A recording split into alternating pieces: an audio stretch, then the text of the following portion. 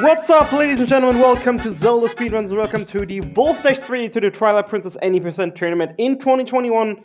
Today, we have a four-way match between winners bracket round 2 participants, ZachLink99 and TheEtherNetBoyz, and Pheenoh versus Swiftike. And I think I switched these up because it's probably the other way around. But anyways, welcome to this four-way, two-way kind of match. However you want to put it. We're doing a double feature anyways, and I want to say hi to my commentator for today, to Be Wild Beast, and I'm going to switch over to the layout to show you all what's going on. And hey. Hello. Let's see, is everybody supposed to be queuing up?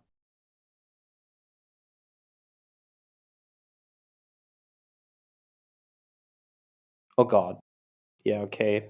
I was right. Pheenoh and Swift are in losers, and Zach and the TheEtherNetBoyz are in runners bracket. Oh yeah, that's the right matchup.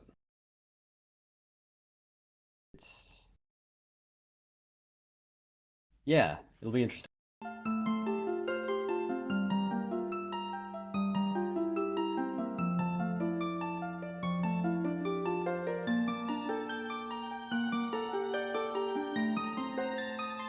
Alright. Quickly sync up the streams so we're not so far behind. Then we should be good to go. Just waiting for the runners to start. Oh, is my commentary screen that up? It should be syncing soon. Oh, okay. Okay, looks like 3 are ready to go. Ike's. Yeah, Ike still seems to be practicing a bit. We can commentate Ike's practice.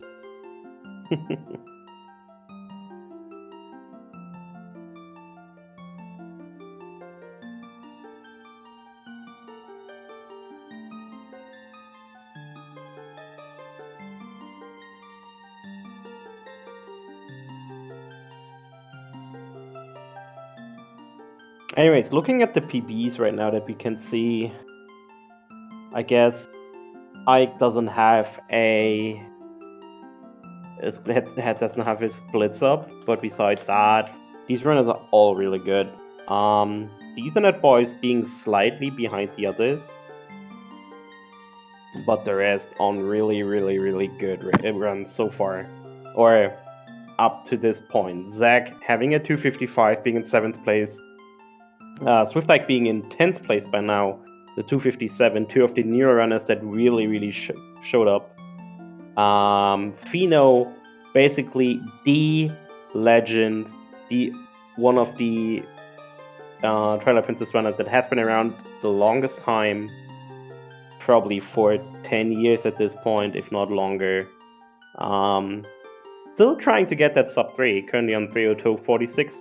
And then we have the TheEtherNetBoyz with a 308, which still puts them in. Oh wow, that actually puts you in top 40. Crazy. Yeah, and what I've come to realize is that Pheenoh just hasn't run any percent as much as he's run other stuff. So anytime he runs any percent, he stands potentially PB. You can get sub 3 any day. Yeah, true. Back in my days, Audie. How old are you? 12? Audie, today is your day still. You're still relevant.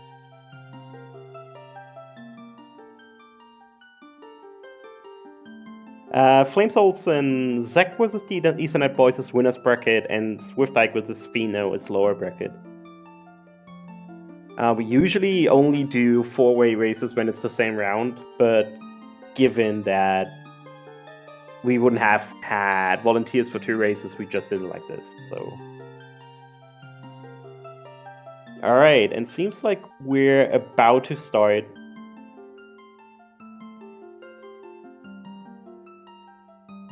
Wow, look at all the coloration variations on their TV settings screens. I'm actually really interested. Ike's is so much darker. Yeah, Ike's is really weird, actually. Like, there's... Pheenoh's is really bright, which makes sense, because it makes movement around the tunnels a lot easier. But, Yeah. and like, the visual cue for Back in Time equipped in... Or, like, for Back in Time in the Forest Temple. But... And Gorge Void, too. It matters a lot.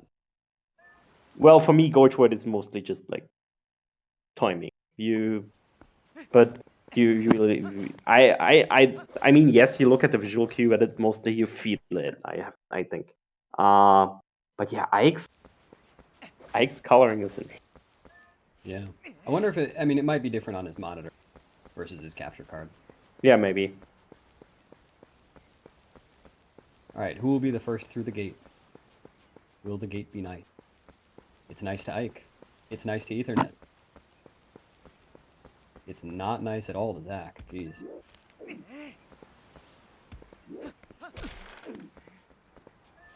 There you go. Alright, getting the safety bit. Looks like Pheenoh just got it too. For some reason, Ethernet is not going for safety bit. And he missed it. So that's a big time loss. Yeah, that's rough. Wait. Wait, yeah, what? What? I'm confused. Did you just see that was that? just a syncing thing? Was that a safe state? I think that was just a syncing thing, because it happened a second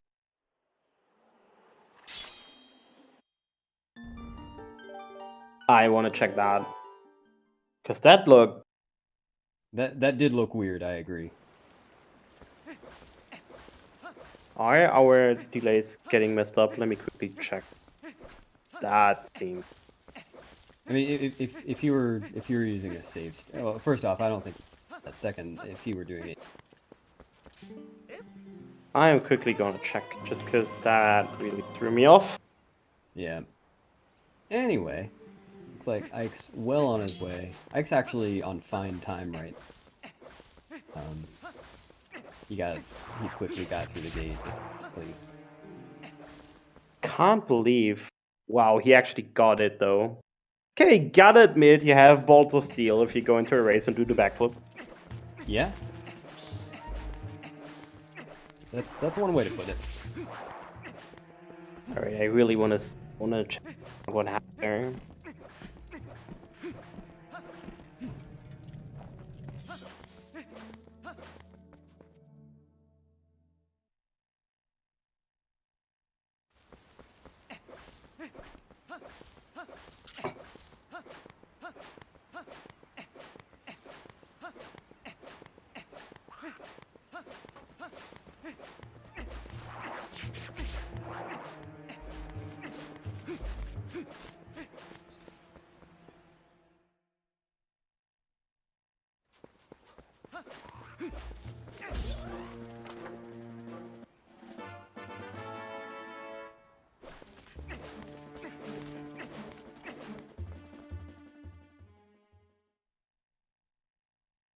Well, regardless of what went down there, Ethernet definitely missed bit once, and that's really, really unfortunate. That's why everybody goes for a safety bit in races, is that loses something like 50 seconds right at the very end.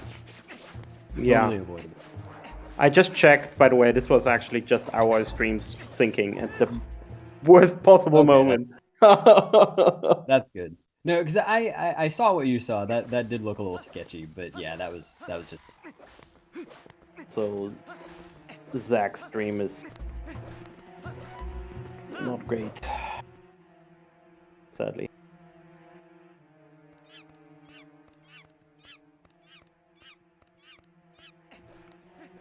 Alright, Ike coming in with the 412 cage break. Not bad at all in a race setting. I'm very interested to see how everybody does with goats. The most exciting part of the race. Yeah, that's debatable. I like it. I mean, yeah. Champion goat. In before, Pheenoh's just will pack out his passing skills and get a 14-second goat. I've seen video of Pheenoh getting a 15. I know it can happen. Yeah. Although RTA Wow, 15 Ethernet, seconds goat are stupid. Ethernet did a little brake slide up that ledge too. Ethernet's going for a lot of swag stuff. All right, looks like Ike's goats are going well. Hopefully no Yeah, hard. that's fine. Let's say 20-second goats. Yeah, 20. You know, I didn't notice that Ike was running on German. I didn't know that he had a German copy. Yeah, if you all didn't know, German is the fastest version for any percent at least, and also all dungeons of the game. And this is due to the fact that the bomb back acquiring text was changed in German by accident to be fast text, so you can skip it. Yes, I can lower myself. Sure. It was changed to be fast text by accident, and that makes German the fastest version by 168 frames or 5.6 seconds. So Ike is running on the fastest version of the game. I hope all of our viewers are taking notes. There will be a quiz. Yes. Random stuff nobody should know, but I do know. Also, it looks like Zach unfortunately had a pretty bad Howard there, goat that got away. So he's a bit behind, but we'll see. Bo is the great equalizer. Ike and Pheenoh both had around 20-second goats. I think Pheenoh's was a 19. I didn't see what Ike's time was. Ethernet's having a bit of a... Oh, he actually Oh yeah, covered that pretty well. Ah, that goat is not turning though. But yeah, he did, or they did fairly nice. All right. Yeah, not bad for what it is. Pheenoh going for the first phase. Oh, and I getting the correct RNG to get Bo up off in one cycle. Nice. Gotta mesh pretty fast for this. 12 times a second.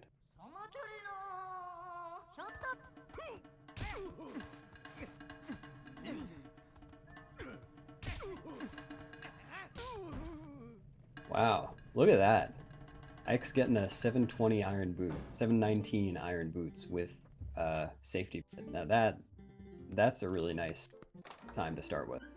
Indeed. Not quite sure how much safety bit loses. Probably like, I don't know, 10?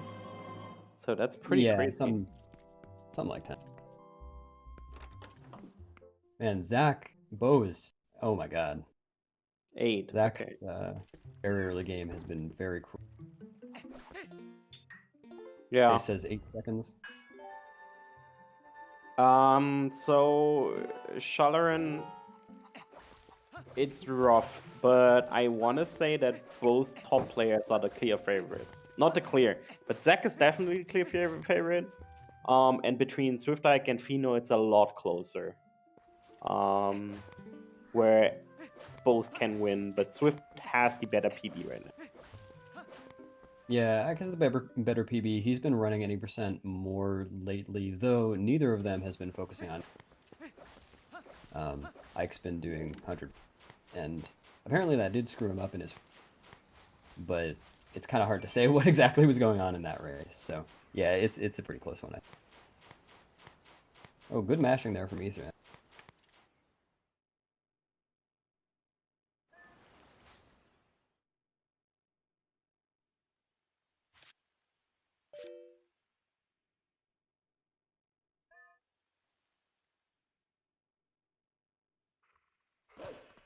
Nice. Ike broke the box.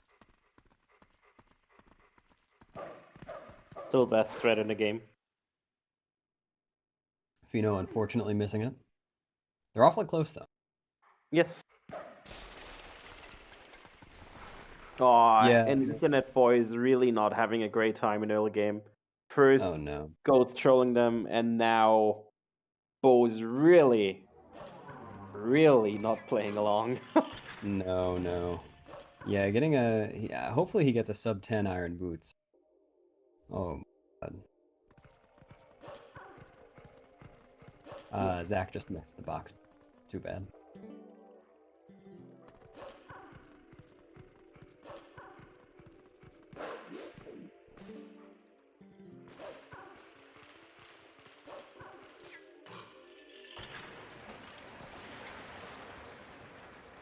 Yeah, definitely. I hope everybody's sword and shield skip goes.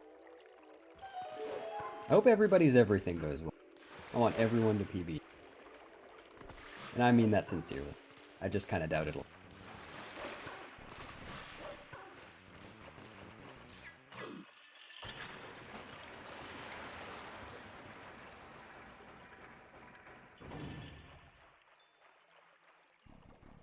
I even hope that people dancing on Ike's and PB.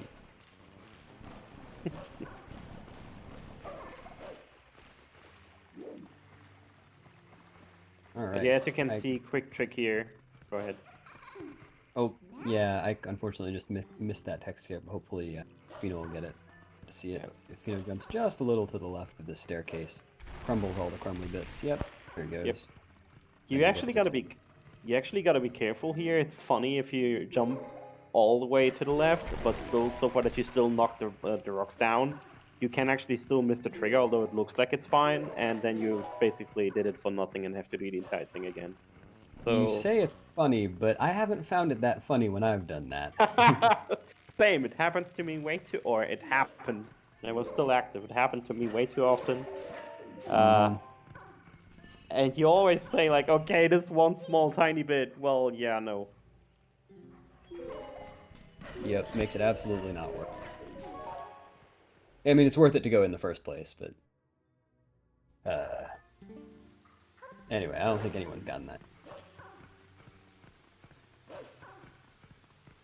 Alright, Ethernet's at least in sewers.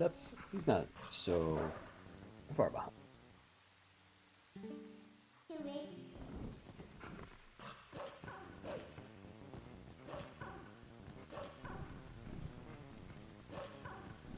Yeah, so far, as far as race PBs go, I don't think there have been any this Wolfdash, but I know Bruggles and JD were both on PB pace for a while.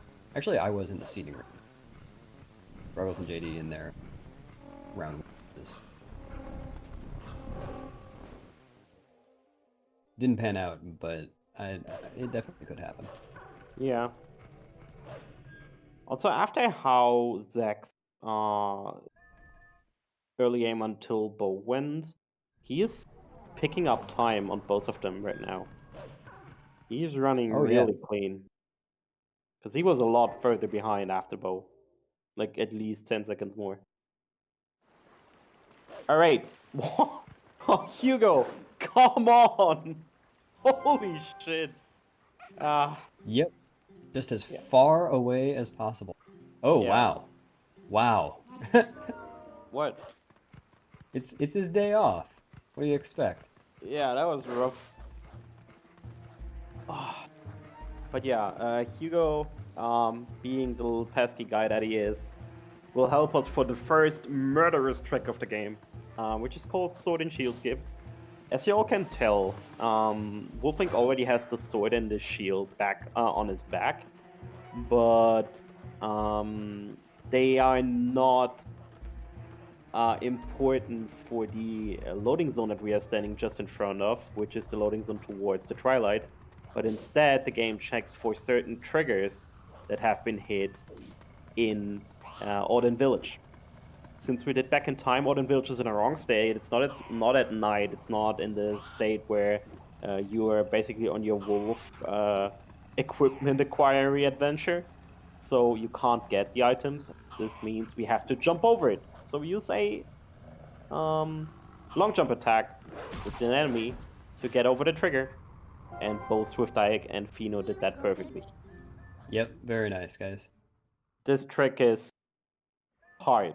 If you start out, this is really hard. And often Zach got a tough one. Yeah, that was really quick. So if you're starting out and you are hitting this point in the run, you're in for something. Sword and shield skip, the position is really precise, the timing is really precise. Hugo can be a huge pain. So yeah. Yeah, that was what was happening to Pheenoh. Pheenoh was just sitting there for quite a while. But Hugo just kept swinging from a location that would not work the trick, so Pheenoh had to wait that out.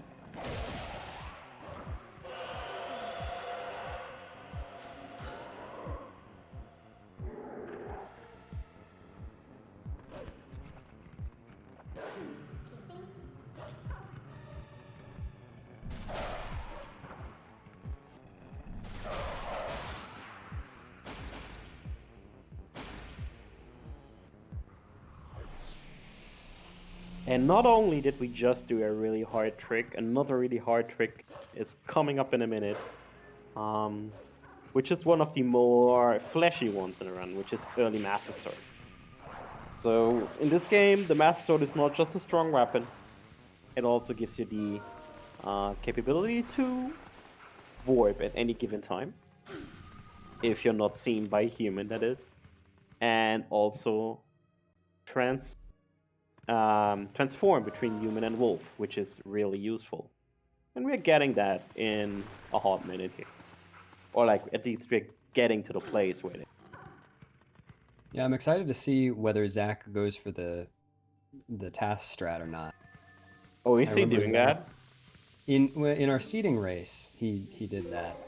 Wow. Or he went for it. He did. I don't think he got it, but I assume he can get it if he went. This task strat from the other side is hot garbage. No. Ethernet just missed Sword and Shield skip. That's unfortunate. Yeah, this is over a minute of time loss, so this is really rough. Yep. And it's also something that really feels punishing, because you have to go all the way back, you have to lure Hugo over again. It just feels really bad. Yeah. Wow. Ike, Pheenoh, and Zach are basically in sync right now, which is crazy. I don't know. Maybe my streams were out of sync. But no, it looked like Ike was pretty far ahead before. They should be all synced up on your side. Okay. Oh no, Ike just missed EMS. And Pheenoh got it, so Pheenoh's taking the lead. Although I am a little surprised that the timers are not matching.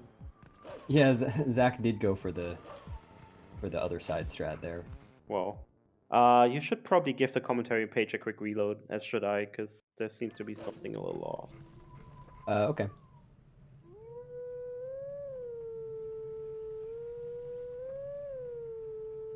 But yeah, this now puts Pheenoh comfortably in the lead, because he got it first try.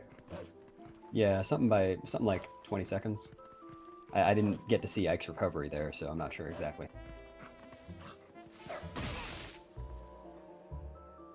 It looks like Zach is just ahead of Ike too. Not that they're racing.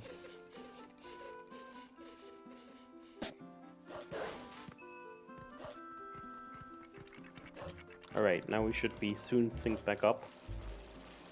Oh, it looks like Ethernet must have gotten Sword and Shield skip while I wasn't looking. Yeah. Good going, Ethernet.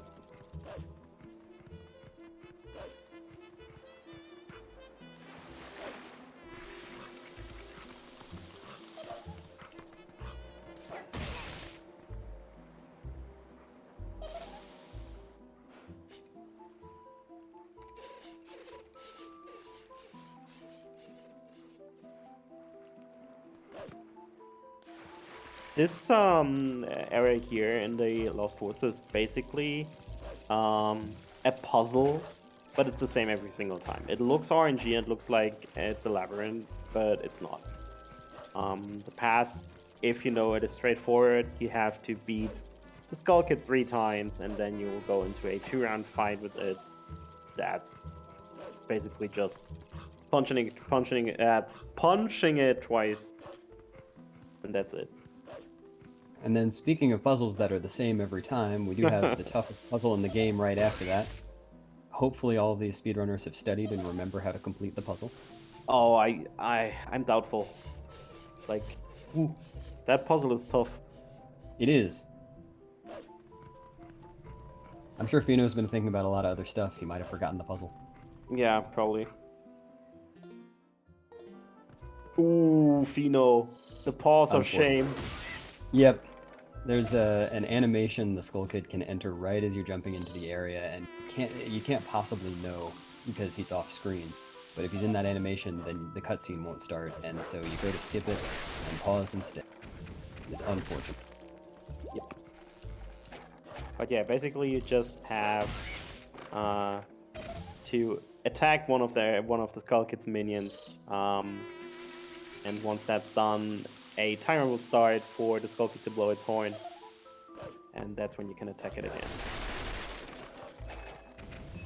Also, you only want to hit as few of these as possible because they cause a huge amount of lag.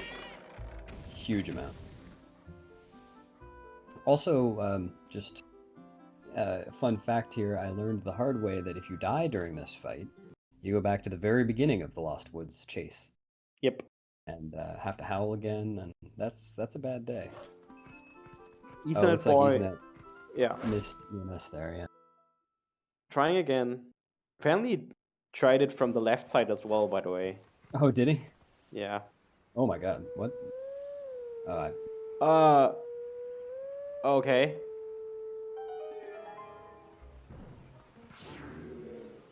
Somebody is really dragging delays up. yeah, I wonder. Seems to be Zach. There you go.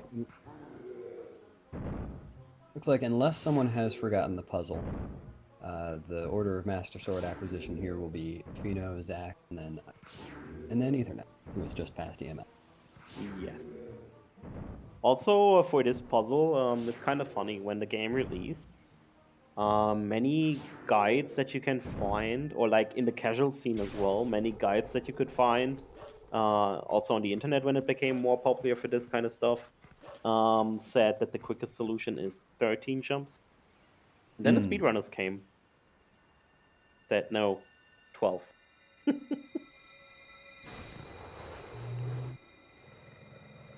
Yeah, my uncle who works at Nintendo told me you can do it in only 7. Oh wow. Does your uncle know when Breath of the Wild 2 released? Mm-hmm. But he won't tell me. Wow, that's rude. Alright, Pheenoh with a 21:46 Master Sword, very respectable time. Yes. Very good.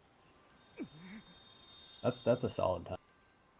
Zach with, I guess 22:15. I forgot he doesn't split for that. And Ike with 22:21. All very good time.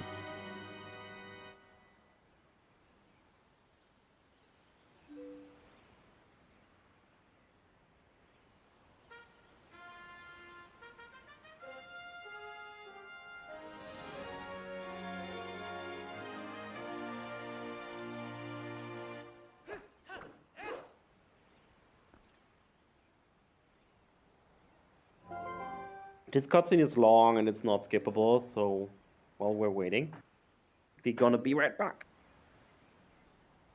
It does make an excellent bathroom. Indeed.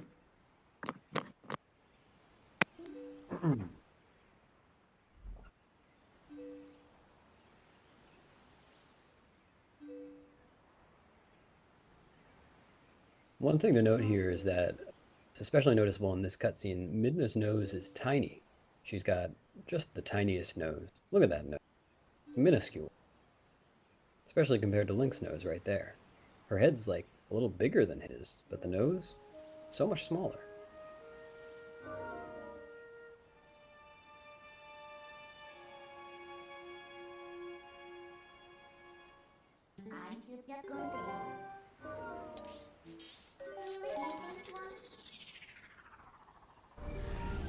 I am definitely not shaming her nose.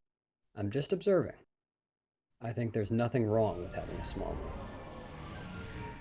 Even if it is the smallest nose of all time.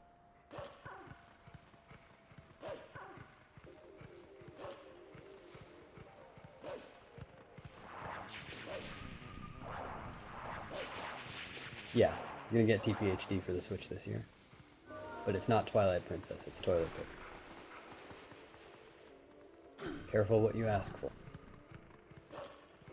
Alright, Pheenoh now and Zach and Ike are all on their way to get the boomerang.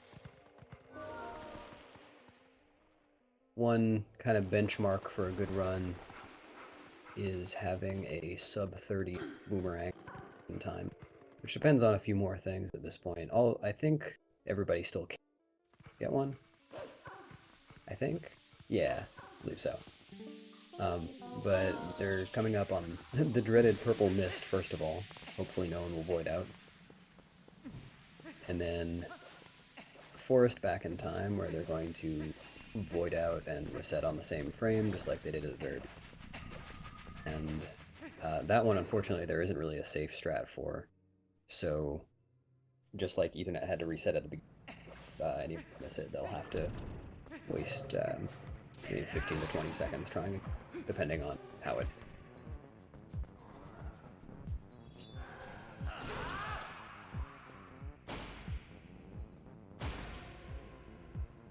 Casually, how do you get past the purple hazy mist? That's actually a really good question. Casually, you wouldn't be doing it alone. You wouldn't even have the lantern.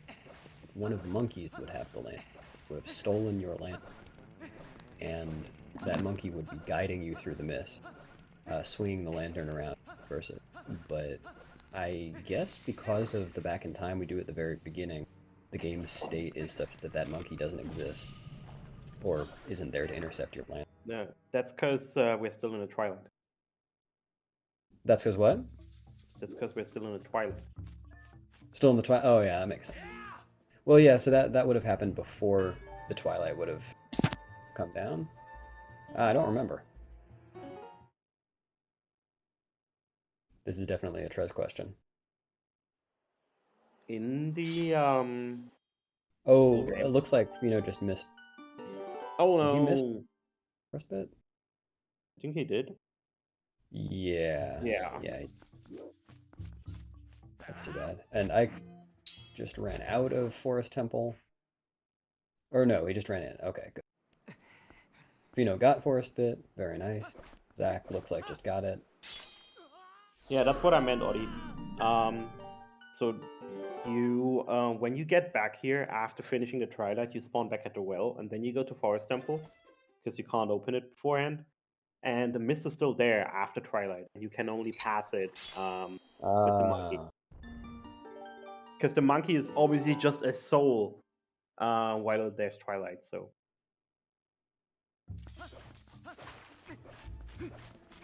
Right, and you normally would be, a wolf the whole time. You couldn't swing the lantern. Got it. Yeah.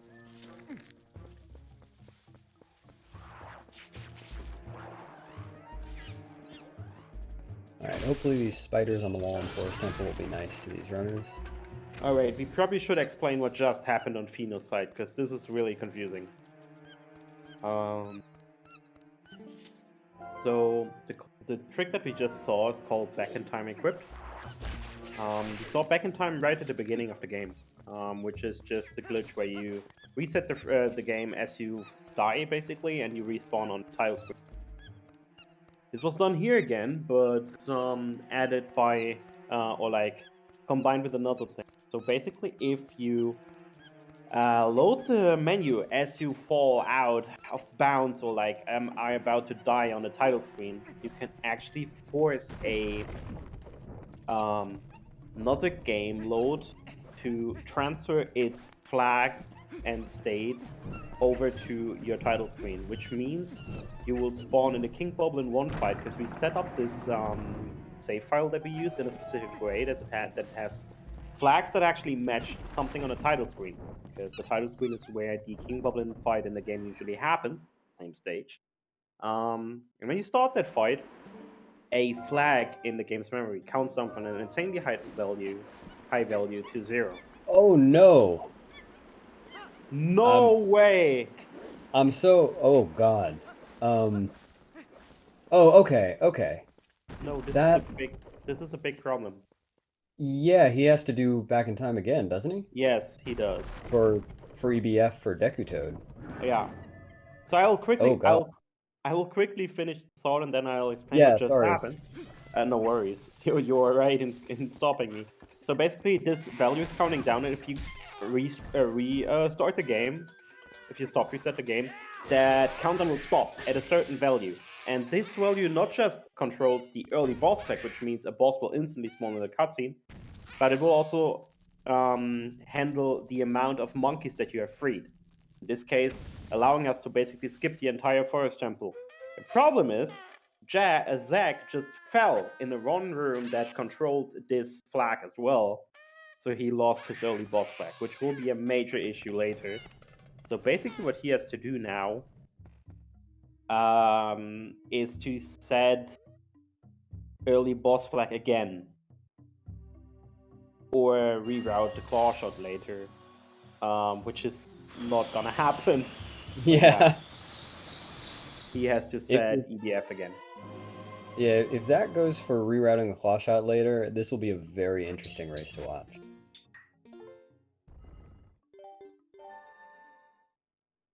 Alright, looks like Pheenoh and Ike clocked 30:16 and 30:18 boomerang times respectively. Both very good times and very tight race. Yeah. We did see, Trezor, while you're explaining the force back in time, some really unfortunate spider luck. Oh boy. Yeah, Pheenoh and Zach were waiting for, it seemed like centuries, for their spiders to turn. Ike just killed the second spider, which seemed to be the best move. And I think that accounts for him making up that time that he had lost before Master Sword. Alright, so Zach and TheEtherNetBoyz just both got back in time. Now do back in time equipped. Zach for the second time. I hope Zach saved. Again.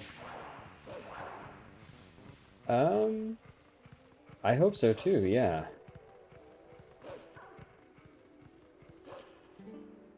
Yeah, he had a 29.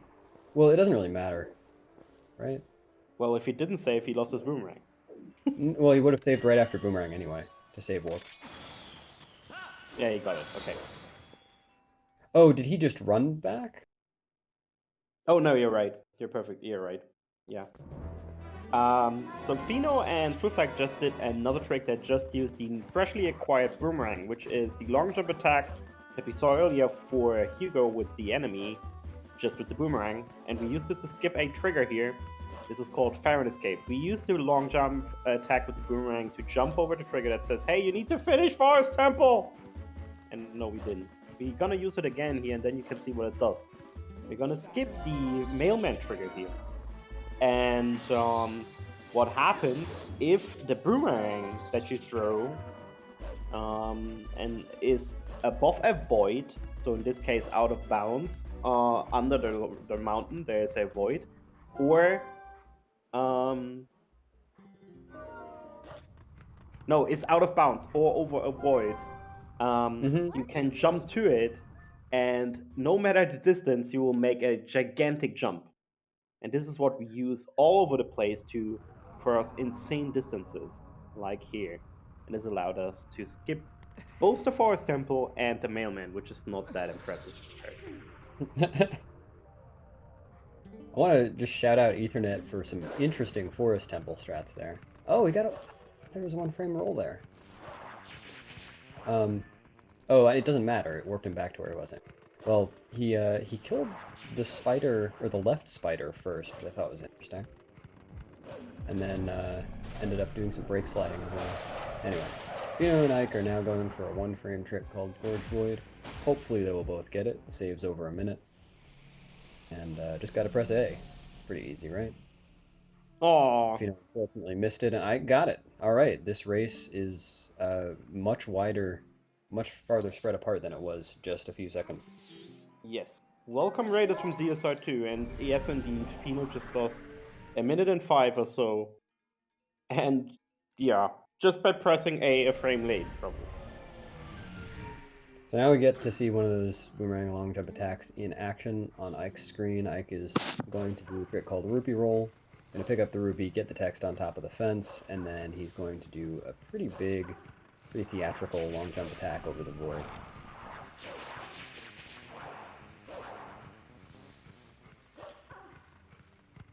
Zach coming up on Gorge Void 2. Like that. And this trick is actually my favorite in the entire run, because it combines so many cool things. Oh, I thought you meant Gorge Void. No. Rupee Roll, sorry. Yeah. So, what Zach happens... unfortunately with Gorge Void 2. Oh, yeah. So what happens there, basically we do a long jump attack as before, but we have the rupee, the yellow rupee, inside of the boomerang whirl. And we abuse this to basically push the rupee above the fence. And when Link touches it, he'll go into this rupee pickup animation. And that allows us to basically get over the fence, behind the fence, And this is barely enough if you walk around the edge for a bit to jump attack over. It's a really sick trick.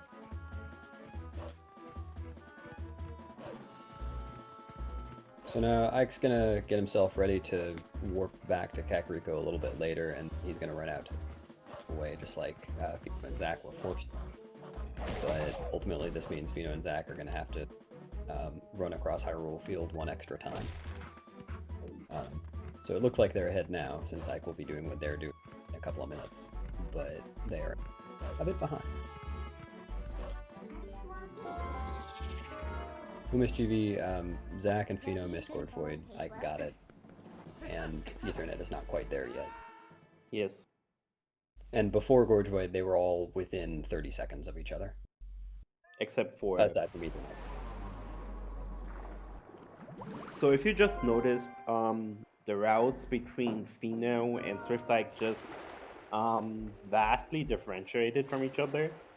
So since Swiftike got Rupee Roll, he was able to already get the warp point, or like the portal, in Kakariko Village, which will save a trip over there later. And then he went back. The reason he went back to the bridge is to learn Map Warp, which is basically just the feature or like the skill to use the map to instantly warp, which doesn't seem important when you can do it via the prompt, but it's needed to not soft block later. Pheenoh just got a really nice, quick pillar clip there. That's really good. Pillar clip is one of those unfortunate tricks. You only get to try once at a time, and each try costs you a minute. Yes. And I failed it twice last. Oh boy. I know the pain, so hopefully everyone gets this one first try too. Yeah. But we'll go over it and how it works when we get there. Except if nobody wants to hear this in-depth commentary, then just tell me, because I usually go over most of the tricks, and it gets a lot less after the first hour or after the first 50 minutes. It's like Zach got it too, very nice. Nice. So yeah, you basically just clip, use the iron boots to sink down, and then clip into the pillar to get pushed out of bounds.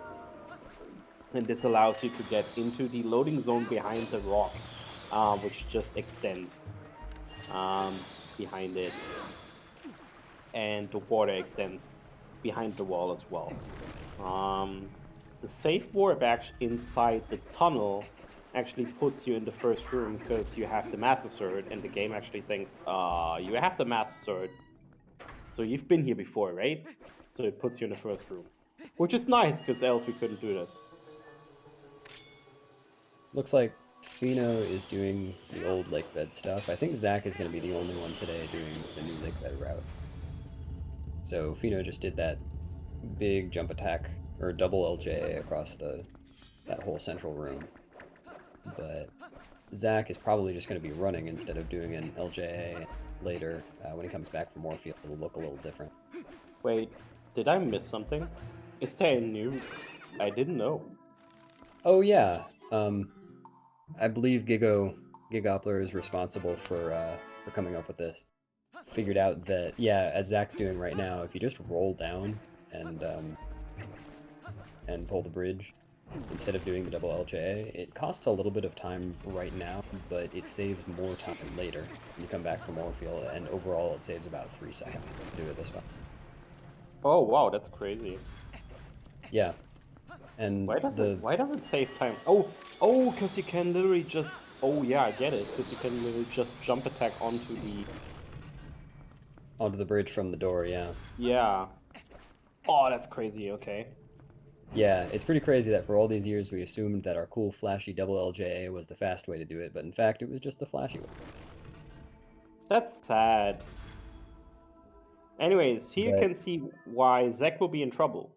Pheenoh just looked up to the ceiling, and it starts to fight against Deku. And that's because we have early boss flag activated. The game actually thinks that we've already been in this fight, so it instantly triggers it again. And that's thanks to this flag.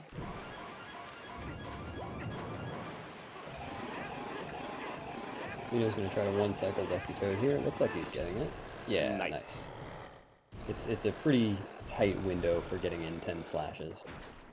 Yeah, you have One, or, you have like 7 frames spare over the entire 10 slashes. oh, really? I never knew that. Yep. All right, good. Zach is in Deku. That means his double back in time EBF worked. So he's got nothing to worry about. Doing the fancy clockwise quick spin. I hate clockwise quick spins. Some people prefer them. I hate them. Oh, Oh but no. Zach dropping the combo quite heavily there. His hand just slipped off his B button. That's unfortunate. Alright. Pheenoh got Uku to get out of here. Because we want to do other stuff now, and we want to come back later. Because we only do Lake Bed in 2 parts. It's the only dungeon in the entire run. Nice rupee roll for EtherNetBoyz. Yeah, looks like Ethernet must have gotten Gorge Void. I didn't notice. Yeah, they did. Very nice, Ethernet. Oh, that's an. Oh, I was about to say, where's he targeting? Okay. Okay. Oh no, just aiming. Okay. All right. And Pheenoh's coming up on a Kargarok fight here. We'll see which way he chooses to do it. There's a safe, quick way, and there's a less safe, quick way. He's going for the less safe one. I think most of these runners are going to go for the less safe one. Unfortunately, if Pheenoh gets grabbed here by the Kargarok, then he'll either have to reset the game very quickly, but if he misses that, the game will crash. He'll have to turn off his console and then turn it back on. And his last save is back in Lake Bed, so that would lose him about. I know because I got this just the other day. Very nice. Ah, he got it. Yep. Now you need to transform here, because else the camera will spasm. Alright. Pheenoh going for the out of bounds, I imagine. Chalaran, it would not lose that much, but you still would have to reload, and you'd still have to run all the way, and it's, I don't know, not really worth it. Yeah, definitely not worth it. Basically, I mean, at that point it would be faster to just do the quick fight instead of the quick kill. Yeah. Which involves standing up on the hill. Yeah, it looks like no, or Zach's not, but yeah, you just stand up on the hill and then you can get 2 quick cycles on the Kargarok. I don't remember how much time that the fast method that we're seeing from Zach. It's kind of hard to tell because of RNG though. Yeah.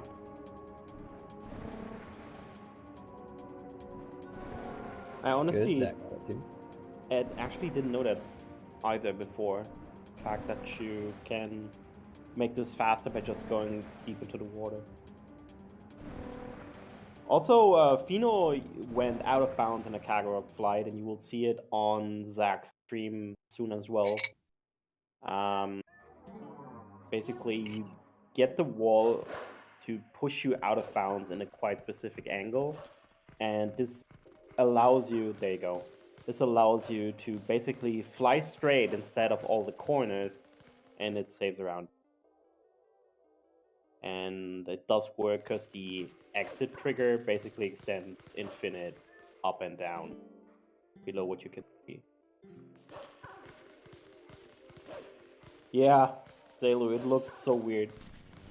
Him flying towards it looks like, yeah, no, you're never gonna make that. Yeah, this is definitely one of those tricks that looks different for each runner. Because, yeah, I could watch basically anyone do the Kargarok out of bounds clip and think, oh, there's no way they're going to get that. Yeah. And the same is true for Dark Hammer strats in Snowy Ruins. Everybody does it a little bit differently, and I think, nah, they're going to get blown up, they're going to get hit by the ball and shit. But no, most of them know what they're. Yeah. Ooh, I got weird RNG there. Hopefully he doesn't get grabbed. Okay, he's. He actually still got it. Okay. Yeah. So, by the way, while it looks as if Pheenoh's ahead right now, he's actually quite a bit behind. Because he didn't get Gorge Void, so he lost a minute that he still needs to do, basically, after he got this portal. And that will put him behind Swiftike. Keep in mind though, while he is in the Kargarok flight, that takes a long time. So it's the spread is, yeah, Ike is definitely ahead, but I don't think he's ahead by all that. I think he's ahead by maybe 30 seconds. Where did Ike lose so much time, by the way? They were basically neck and neck. Yeah, you're right. I haven't noticed. So you're probably right. I'm probably just estimating poorly. No, you're right. You're actually right. Oh yeah, okay. Oh, no, Pheenoh just Pheenoh. No. You're actually it's a little more just because Pheenoh still needs to do rupee roll, which takes right a bit. So 45 seconds actually seems a pretty good guess from Nada. Yeah, I can see that.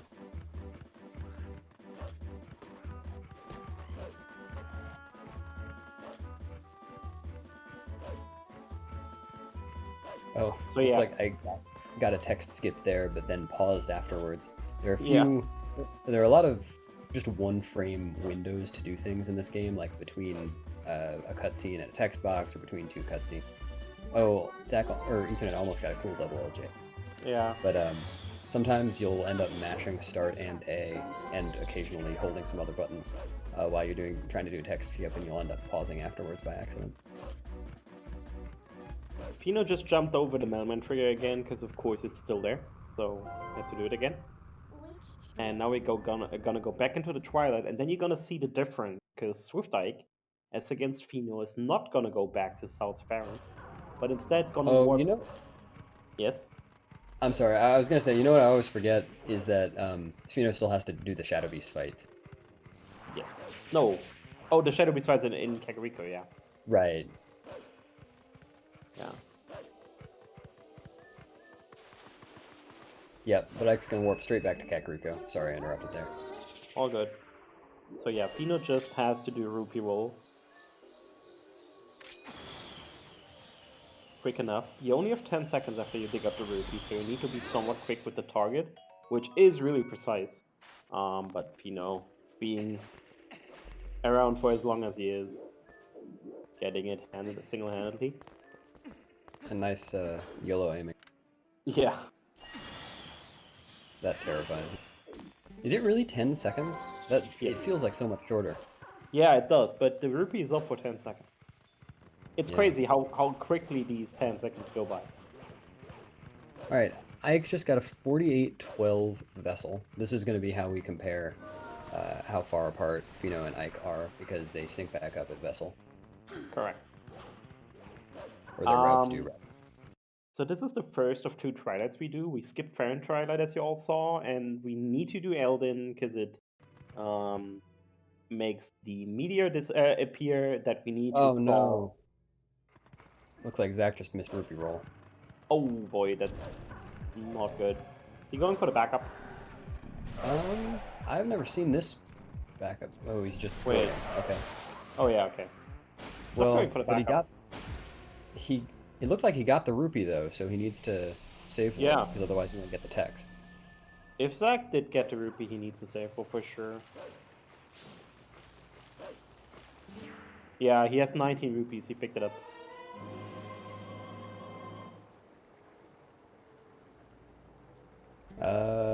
Yeah, that's not gonna... 59 seconds is the difference. Wow, yeah, I was just totally off. You were bang on. So Zach's gonna not... Oh, wait, he did get the rupee text? Wait. Okay. Maybe he didn't pick it up. Yeah, I'm confused. On Pheenoh's side, you just see that he's transforming, and now he can just side hop into the well. Interestingly enough, obviously you're not supposed to be in here as human, because it's Twilight. And this means the developers didn't really care about the hitbox of this well. And luckily, as human, you can just slip through, which allows us to get 3 blocks down here.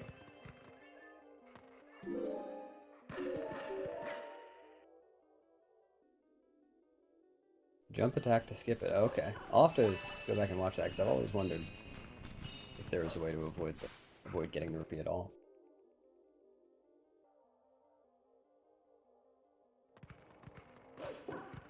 Okay, Zach trying again using the iron boots.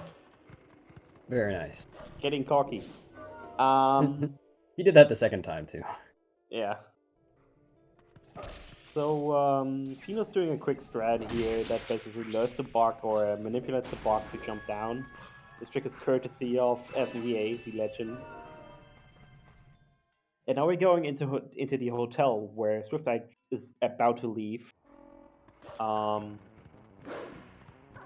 And that's one of the really cool rooms or like houses of Elden, because there's so much movement optimization here that it's really nifty to watch. Yeah, there is. There are a lot of little things that go into a good Elden Twilight, and I have yet to do one myself.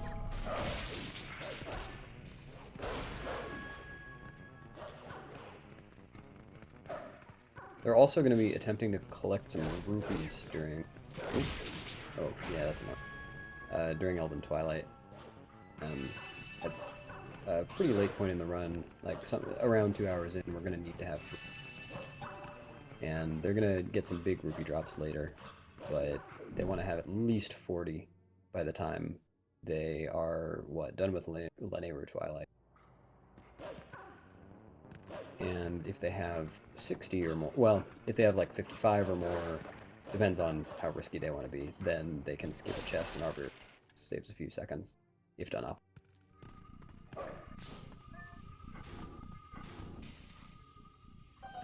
So I noticed neither Ike nor Pheenoh went for the yellow in...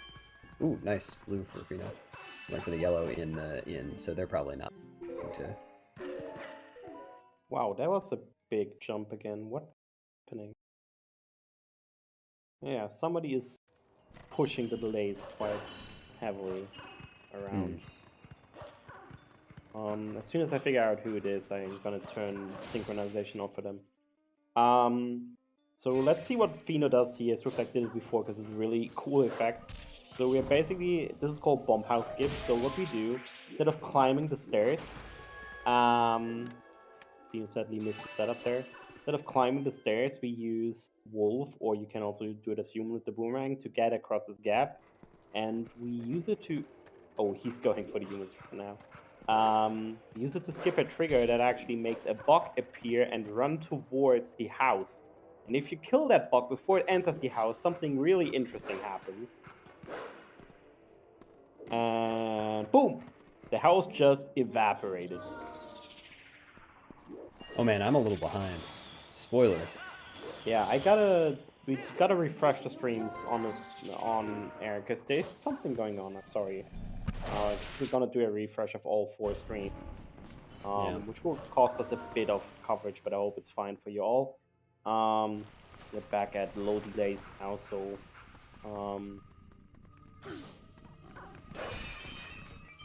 Wolf Bombhouse skip is a toughie. Don't blame Pheenoh for missing that one.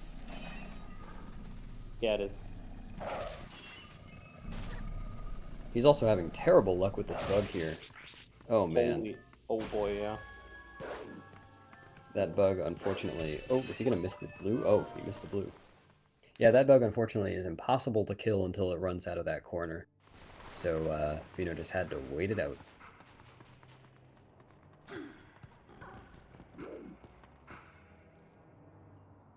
Not entirely sure, but...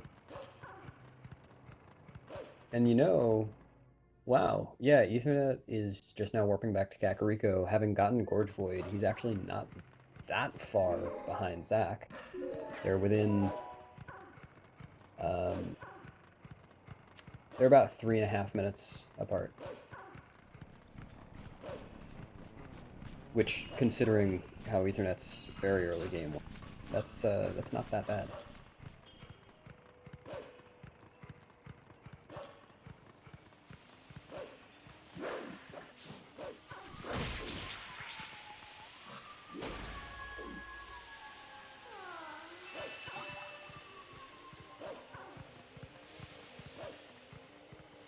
Alright, Swiftike finishing up Elden here, and now we're instantly up to the next Twilight.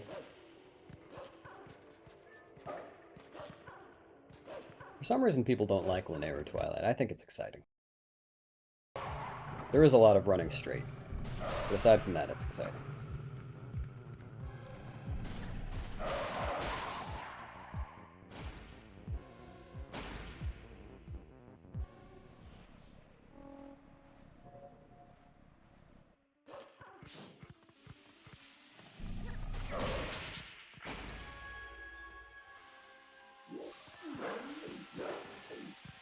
Ike now demonstrating the entire reason we completed Elden Twilight in the first place, is to get this meteor to spawn, and warp it, and unfreeze Zora's.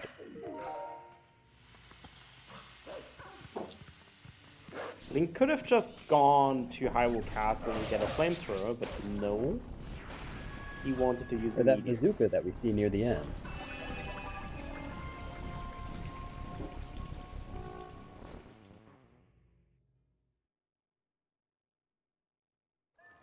I missed the text skip there. Oh, yeah. That one, I swear, I think the ZSR page says it's on, it's like a 2 or 3 second, or not, sorry, 2 or 3 frame window for that. There's no way. That's like a half frame. I never get that one. I'm pretty sure this is a single. Does the ZSR page actually say that?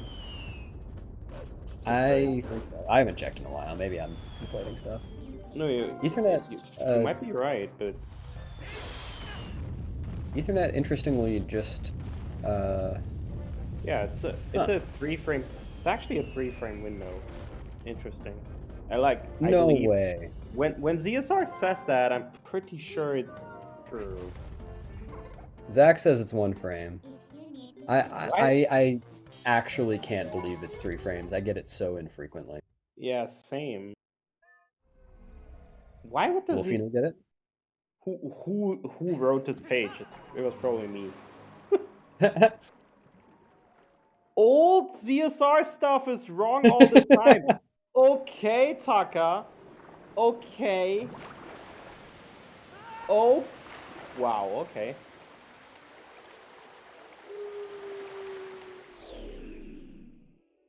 Alright, thanks for having my back, everyone.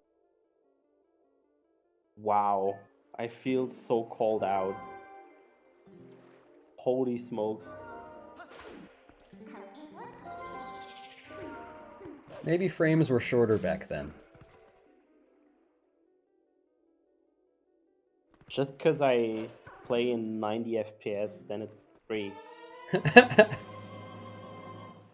Wow. The call out. Anyways, we're in Lenario Twilight.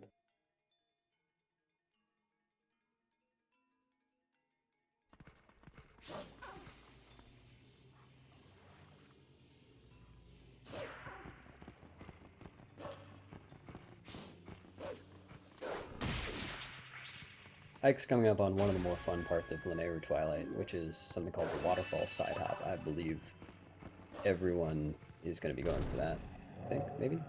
Where he's going to put on the iron boots, duck under the little bridge trellis thing here to avoid Queen Rutella cutscene, and then attempt to do a side hop that actually does have a 3 frame window.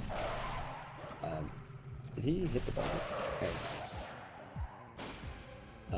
In order to side hop onto a ledge without falling, or just falling down to a lower ledge, or falling down the waterfall on top.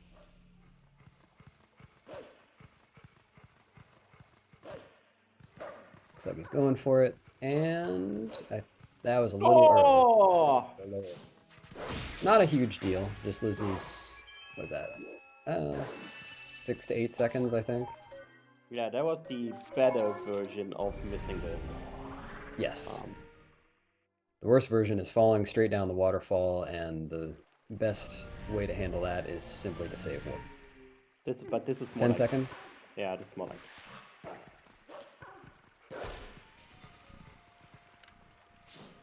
Though, to be fair, that is a world record strat, so Ike's on pace for world record now.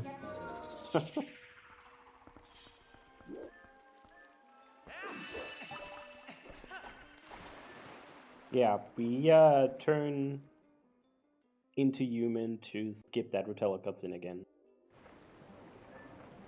Can you not skip that as Wolf if you get underneath that trellis as Wolf? Or is that not even possible? I figure it's just for the iron boots. Yeah, you need the iron.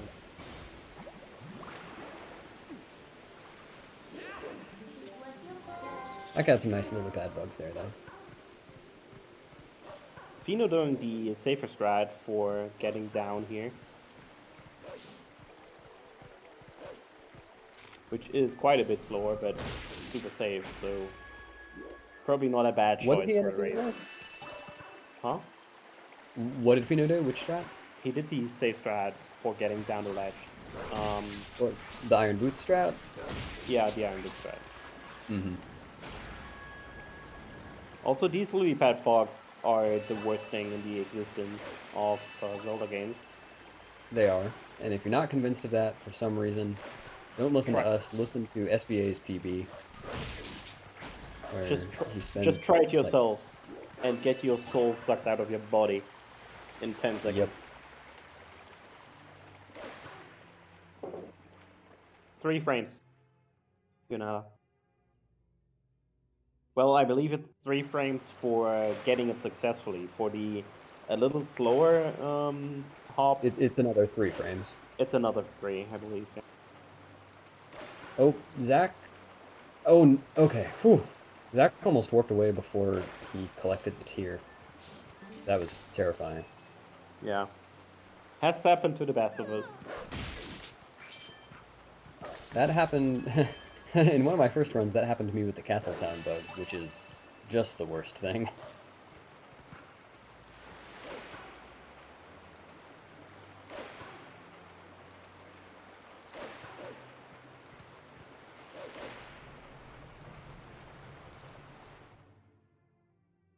Ike now is demonstrating how he can run straight.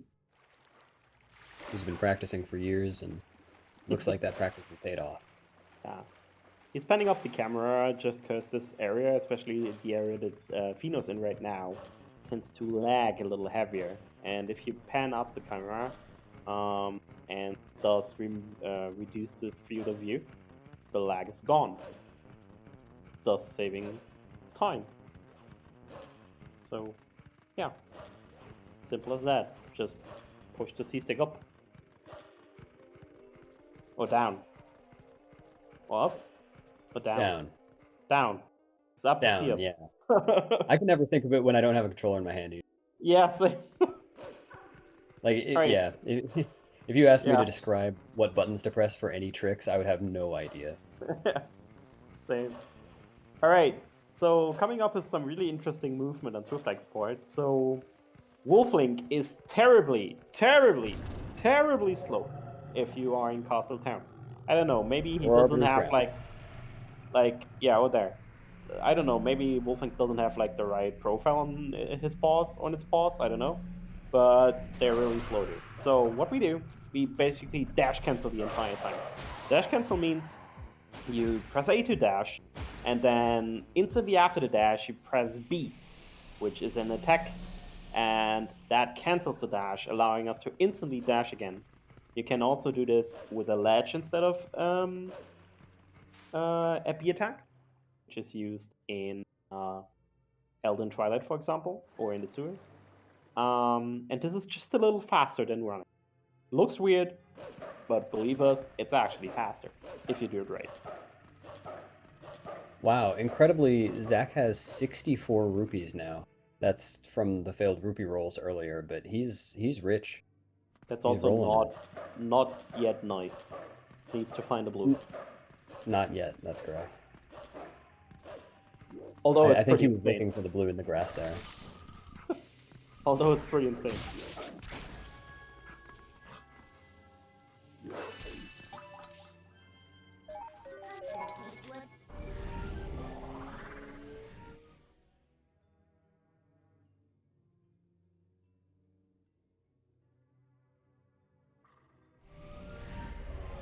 Zach now running straight. Excellent. Ooh, curving a little.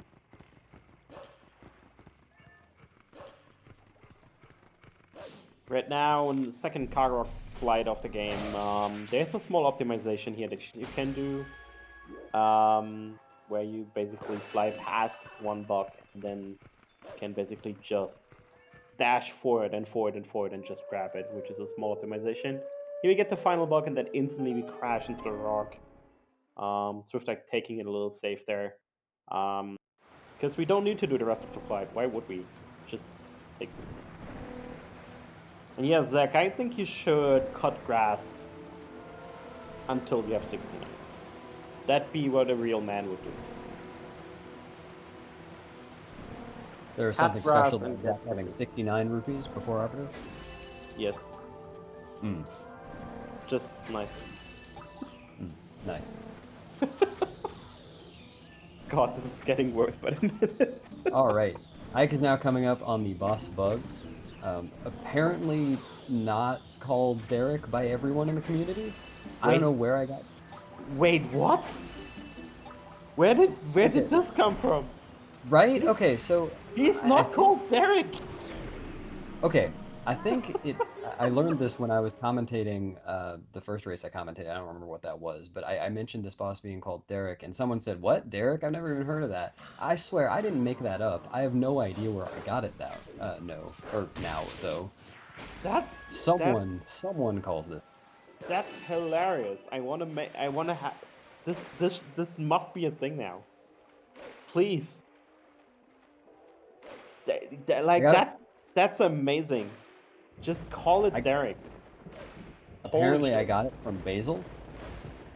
Basil, you're a freaking genius. Can we make Basil an admin? This is fantastic. Just call the bug Derek. By the way, small optimization here.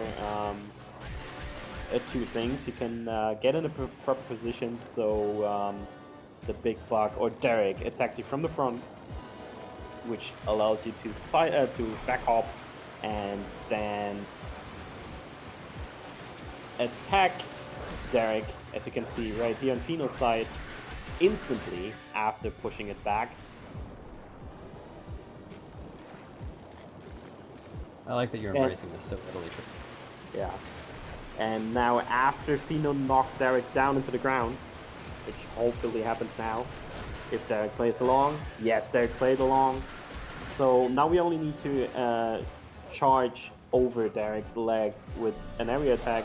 And if we basically walk into the water, the frame or the second we let go of the area attack, it will auto-cancel the attack. And it will cancel the enemy. Two small things. Derek has been beaten. Yep. We'll still see 2 more instances of Derek. But Pheenoh and Ike are now past Derek. Derek. Can we make a page about Derek? I do want to shout this out, as Zach just pointed out, while Pheenoh and Ike are doing some boring howling, that Ethernet did start a fails Twitter account, and there is some excellent stuff on there so far.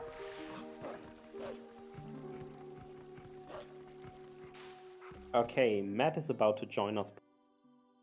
Oh, excellent. Which means I'll head out afterwards. Because it's it's 1:15 in the morning, and I still need to do some coding. So. Oh God. Yeah. Thanks for being here. I really appreciate it. I enjoyed it a lot. It was fun. Gotta embrace that Derek meme, though. Should be like, I should, for the winner of the tournament, I'll probably make a trophy that's just a big pink Derek. Oh, excellent. That'll help them sleep at night. Probably. And it's gonna light up at night. Yeah. Whew. Freaking awesome. Alright, howling needed here. This howl is just needed to, as you just saw on Swiftike's screen, to activate a golden wolf. We did skip the one that you usually cannot skip ever, which is the one right in front of Forest Temple. But since we never finished Fair and Twilight, sorry, we decided to skip that one. And now we have a golden wolf. Which means I'll just need to do some coding. So now we only need to charge over Derek's legs with an area attack. And if we basically walk into the water, the frame or the second we let go of the area attack, it will auto-cancel the attack. And it will cancel the enemy. Two small things. Derek has been beaten. we never got this golden wolf and the hidden skill. But we need one, which is the ending blow. Without ending blow, you cannot finish off Ganon. So yeah, we're getting that later. It's a little more convenient. Yeah, you do end up in an unfortunate circumstance. If you forget to get ending blow, you can get all the way to the end of the game without notice, potentially, and then you cannot deliver the final blow to Ganondorf. So, and your run's over. And now we're gonna Yeah, go ahead. Oh, go ahead. No, you. Alright, now we're gonna talk to Isa. And while Isa features the best hairstyle in the entirety of the Zelda universe, she is pretty dumb, gotta say. She just lends us a bump back because she thinks, yo, we have an arrow, a bow and arrow, and can just shoot the rocks to open her business again. But instead, we're just gonna steal them because, hey, we're gonna put small business owners out of business. Way cooler. So we're gonna steal the bomb back, and now because her bombs are shitty, we're just gonna drain all these bombs in the pool because yeah, water pollution is cool. And instead, we're gonna get better ones. And then we're gonna use these because that bomb bag is stolen and low quality and probably made out of Isa's hair to get a proper one. And that's what we're gonna do. Where did you get all this lore? I just made that up. Bomb bag made of hair. Was that in like the TP guide that came out with the game? I just made that up, honestly. Oh, okay. But yeah, definitely. That's what your uncle told me. He was working at Nintendo. Oh, you called my uncle. I see. Yeah, I did. I asked him when TPHD for the Switch is coming out. And when is it? He said he just told me to fuck myself. So I don't know. Oh. Well, that explains. Your uncle's pretty rude, gotta say. That's why I don't talk to him all that much. Okay. The trick is you have to ask how my aunt. Hey, hello. Hey, Mad. I'm sorry for I'm being late. I'm late. How'd your run go? I went bad. Ugh. But it's fine. All right, friends. I'll leave you with the excellent commentary from Mad and Be Wild. And not gonna wonder why a Goron is all that deep in water under a gigantic rock. I don't know. Nobody knows. Enjoy, everybody. I hope you all had a blast so far. And see you later. Have a good night. See you, Tress. So, how's the race, Beast? I don't think. Well, I think Ike is having a really, really strong race through and through. Pheenoh is doing very well as well, but he did miss Gorge Void, so he's about 45 seconds behind Ike. They've been keeping pace with each other for a little while. Zach had some unfortunate stuff going on. He missed Gorge Void and 3 tries on Rupee Roll, but he also had a really interesting forest bit experience. But he's definitely leading Ethernet, and Ethernet had a very unfortunate early game. But they all made it past. They all made it through. They're in Twilights and beyond. Yeah, I see. So not too much unfortunate things happen, which is good. Yeah, no, definitely could be a lot worse. I mean, Ike's on a solid run right now. For sure. Ike and Pheenoh like, definitely both PB, like, potentially. Oh, so that's true. solid. Ike is on a lead, like if it was the four-way race. Am I right? I'm sorry? What'd you say? Ike would be in the lead if it was like all of them was racing together. Ike would be in the lead, yeah. Yeah, since it's Ike versus Pheenoh, though, Ike and Zach are. Ike and Pheenoh currently running through Snow Peak with map glitch, a glitch that allows them to not get pointed out by the fog here. Which is very lucky. Lucky that we have that. Yeah, map glitch is a really cool trick. Really useful for for this run. Ethernet just now defeating Derek. Very nice.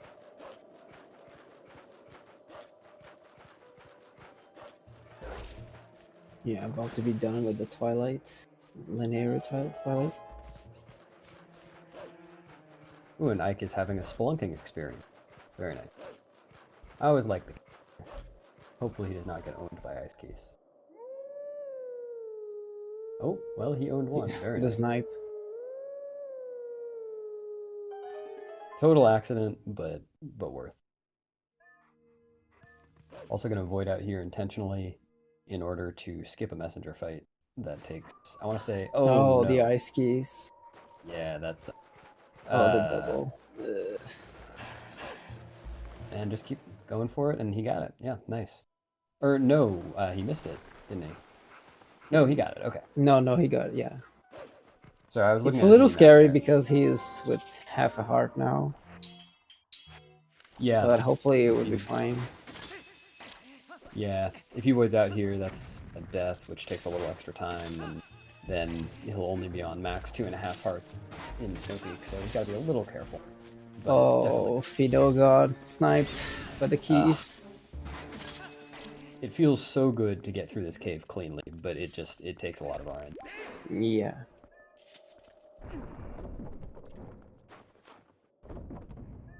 Yeah, Ike is now preparing for the most radical part of the run. He is going to snowboard down this mountain here. And he's going to be doing a lot of jumps and quick spins himself in the air as long as possible, because he'll move forward slightly faster.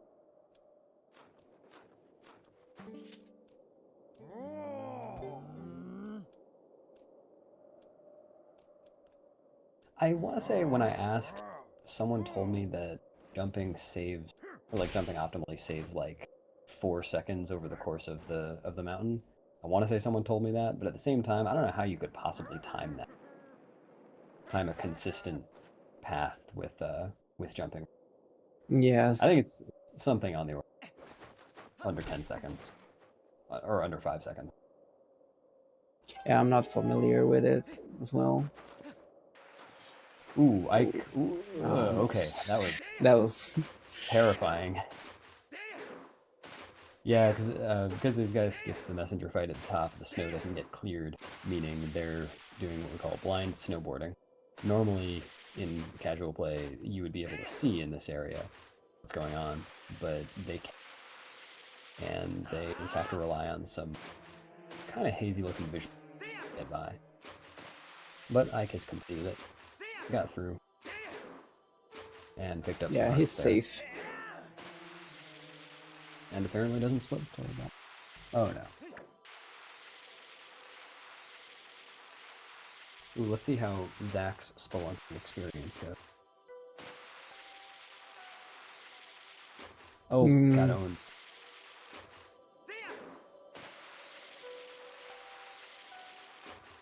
Ike now LJing and claw shotting through one of my favorite parts of the run.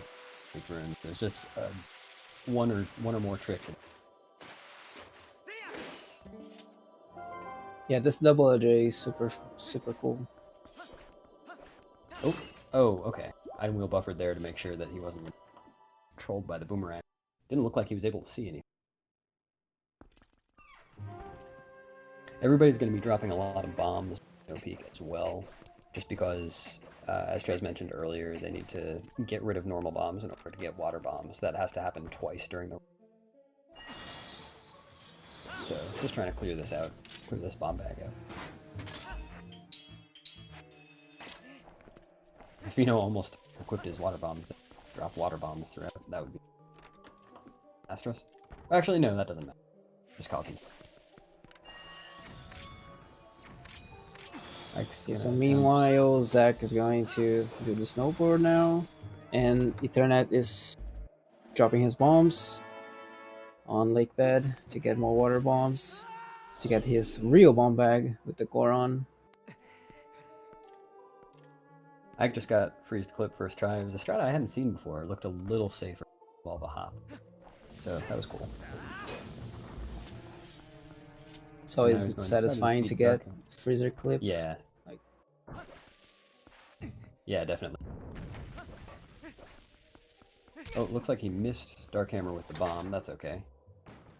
The strat there that everybody goes for is to try to drop a bomb right behind Dark Hammer, which, yeah, I'll comment on that later, but right behind Dark Hammer so it hits its tail, and then just to do jump spin attack. Push him off. Yeah, let's see if Pheenoh gets it. He's about to enter the fight we'll see now. if Pheenoh gets it. Ike, unfortunately, the bomb. It's not a big. And yes, this mini boss is called Dark Hammer, despite common feature being ball and chain. No hammers in sight. Must have been a high school. Yeah, there we go, Pheenoh got it. Oh, Ike just collected 100 rupees as well. He's gonna collect 100 more rupees in the opening week after warp. The idea being to get up to 300 by the time finish Arbiter's Ground, or to repair the Sky King. The hammer is so dark, you can't see it.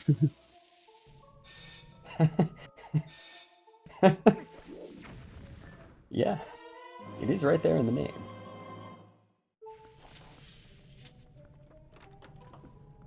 It is a great door. Very helpful door for them. What would it be if we called it Dark Ball and Chain? Too Yeah, much it's a work clumsier to name. speak it. Dark Hard to say. BNC. Alright, Ike is coming up on one of the most nerve-wracking parts of the He is going to be facing Morpheal without Zora armor, and you might think, oh no, won't he drown? And you're right, he will drown. He's not careful. He's going to be using water bombs in a very specific, clever, glitchy way. Oh no, he fell. In order to replenish his air meter and have just enough air to deliver enough attacks on Morpheal. Ike is kind of known to go for one bomb, right? I wonder if he will go for it. Probably not, because it's a race. Well, yeah, probably not. Guess we'll see. He did that in his seeding race. I know he went for one bomb twice, I believe, and failed both. Wow. But that's a bold move. He's going to be skipping the boss key in just a sec. Wow, Pheenoh is very close. Skipping the boss key by doing the cool LJA down, then he's very specific place and try to clip into the grid with the boss key. Oh.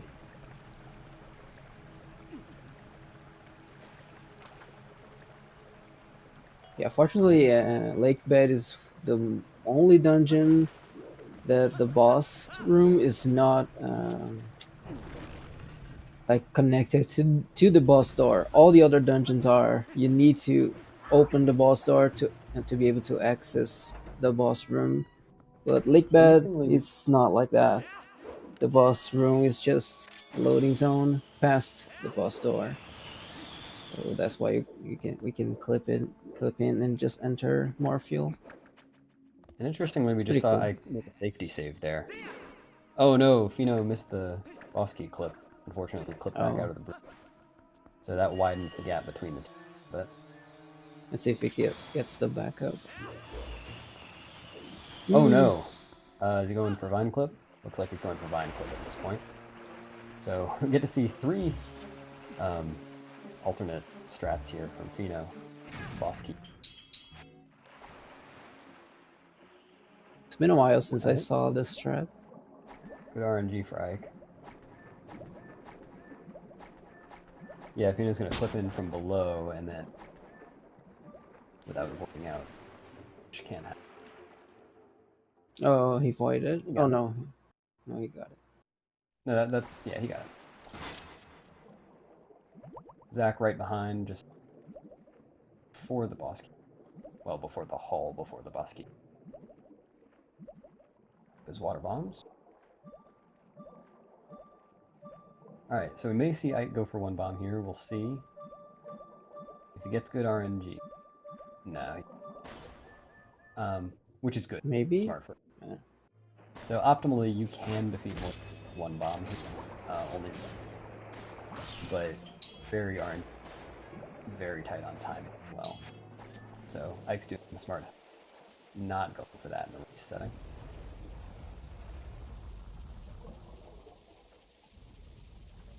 And here we see Zach doing a different boss key, much faster, because it like that route. Oh yeah, he does the different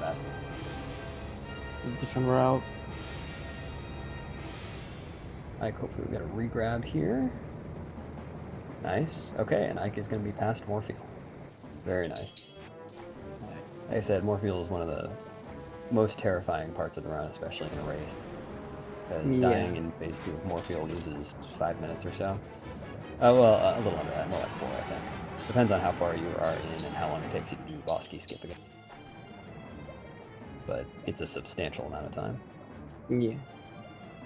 Zach's entering Morpheal too, nice. Zach is one longish cutscene away from... Looks like Zach set it up for one bomb. You just mean pulling the bomb late to save air? Yeah. Yeah. Yeah. Well, I think most people do that whether they're going for one bomb or not. Hopefully Pheenoh gets the re-grab. Oh no! Oh, that's bad. Yeah, that's unfortunate. Pheenoh's out of luck. Alright. The Ike and Pheenoh race is now very one-sided. Unfortunate for Pheenoh. Yeah. That's really unfortunate.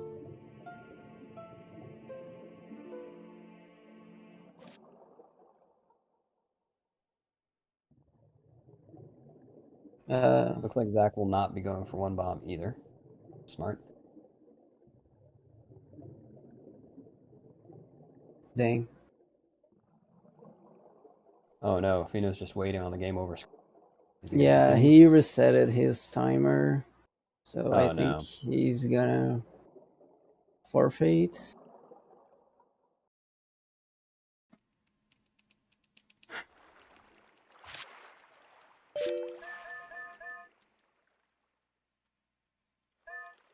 I wonder what happened. Looks like Zach is getting past Morpheal though. Very nice. Yeah, death to Morpheal is just one of the most discouraging things that you can get. Yeah.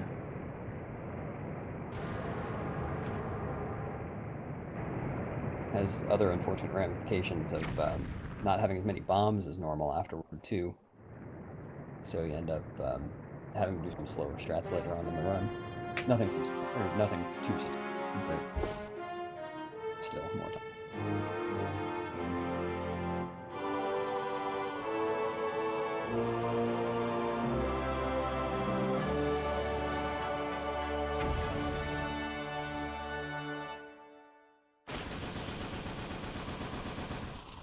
Morpho Death cutscene also makes a great bathroom break, and speaking of which, I'll be right back.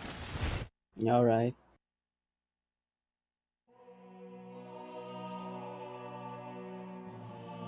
So yeah, Ike is on the Midness Desperate Hour section. It's a pretty straightforward section. You just go to point A, from point A to point B. There's not much happening. Meanwhile, Zach finished Lake Bed, and it's gonna enter the Midnight Desperate Hour section as well. And Ether is in the Dark Hammer fight. Let's see if he gets the quick kill. Oh, he didn't even go for it.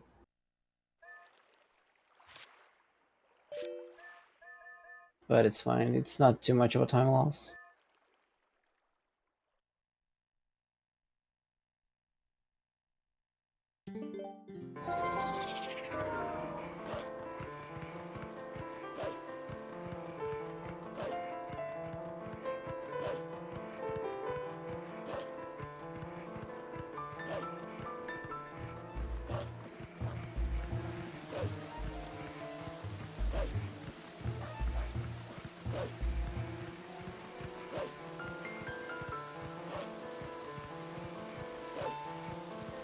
Yeah, that's unfortunate for Pheenoh, but GG's.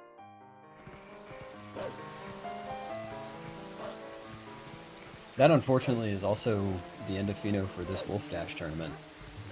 That being Oh yeah, true. Exos Pheenoh being a losers bracket race. So that's a very unfortunate thing to go. It was a good race up to that point, but RNG can do a lot. Yeah, they were pretty close. They were fairly close, Ike and Pheenoh. For sure.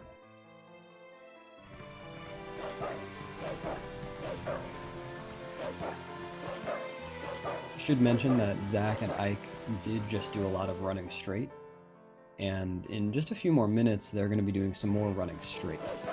Try to point that out when that's happening. Yeah, the only interesting thing that happens in midnight desperate hour is the early cycle on the bridge on the rooftops. Well, unless Zach gets Louise glitch, is he going to get it? No, too bad. Oh yeah, that's a thing too. How much does he save again? I forget. About 2 seconds is what I've read. Yeah.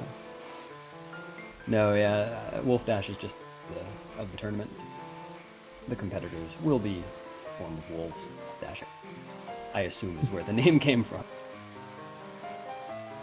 Or maybe it was the last name of the founder of the tournament. Who knows? I'm no boomer.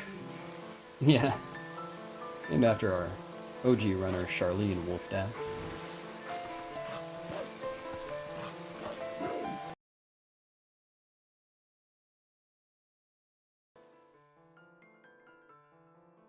Ike is now walking across these tight ropes that are horrible.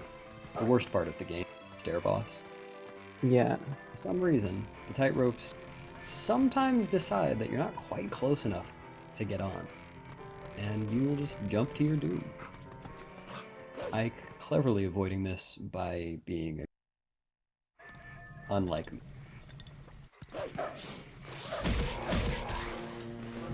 Nice, he got the jumps. Mm-hmm.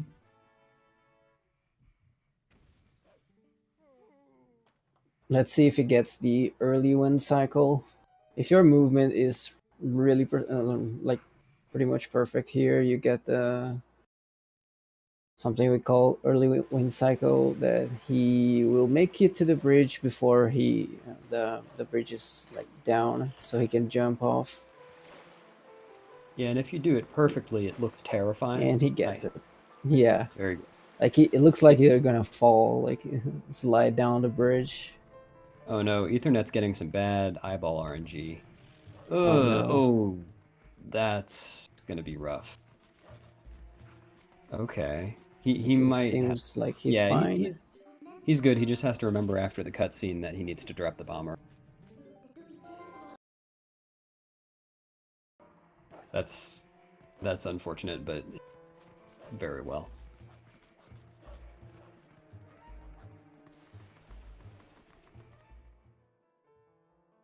It's better to have 2 cycle first phase, which is a mess. Oh no, Zach got hit by the fire arrow there. Unfortunately, we have to kill this guy, this Boblin. Let's call the Boblin Yugi. Because otherwise it will shoot fire arrows at us when we ascend the room. Ethernet missed the first grab. Oh. So he's gonna have to waste one extra bomb. Not a huge deal. Assuming he Yeah, did sure. well. No! Missed the second. Hey. Still not a huge deal, but he will be low on bomb. Ike is now actually getting ending blow from the Golden Wolf.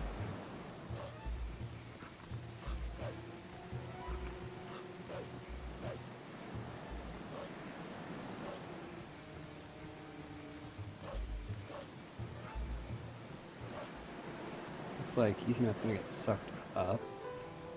Which is not the world. This is... Oh no! Oh no! He just died. Getting sucked up costs a heart. Oh, He had blown damn. himself up. That is very... Is he gonna keep going, or I think he is? I hope so. Yeah, I hope so. It takes fortitude to keep going. He's going. Yeah, he's gonna keep going. I'm guessing Pheenoh just had other stuff he needed to do. Maybe, yeah.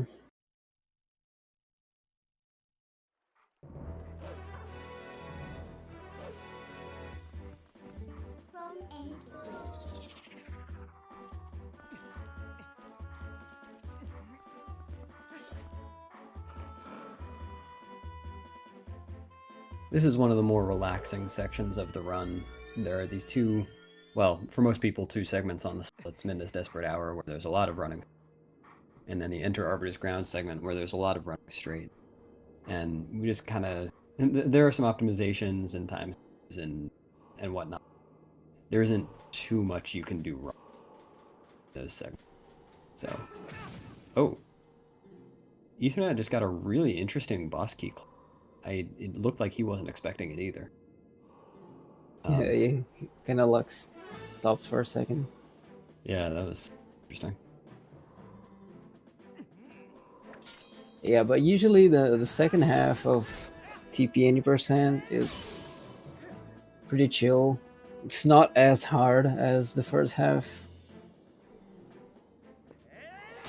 There are some really crazy, scary parts, but I'm sure the Yeah, like that runners part with the will giant be skeleton? fine with it. That part's terrifying.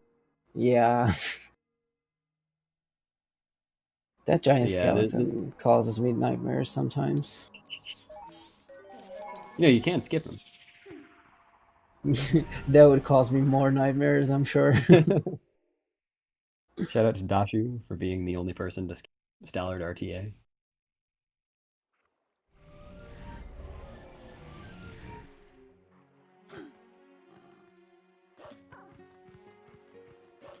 But yeah, after Morpheal, there are not that many things in the run that cost a ton of. Morpheal's the Ike, we'll see here, will be running straight. A few different segments through this desert. He will do some little jags here and there to avoid Moldorm.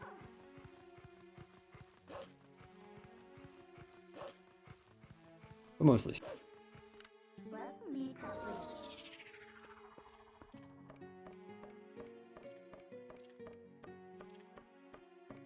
And Ethernet is past Morpheal. Oh, thank.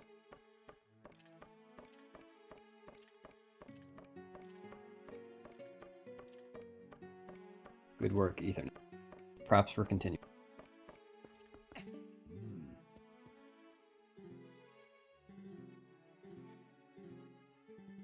Did you actually do one bomb, Ethernet? I was watching Ike's feed. Oh, I didn't see as well.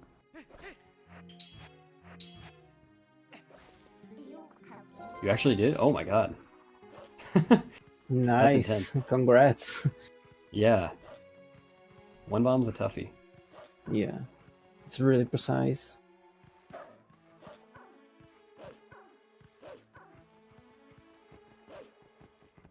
I honestly never went for it.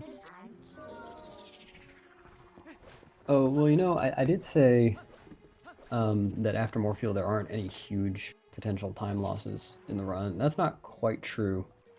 I guess I did just say there are fewer, but Ike is coming up on one that you don't see very often, people losing time too. But when you do, you lose 20 or more minutes, or well, 20 or so minutes.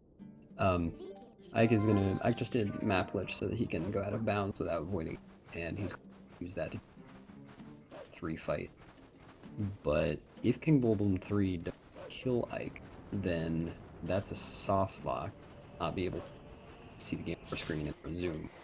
He will have to reset and go back to his last save.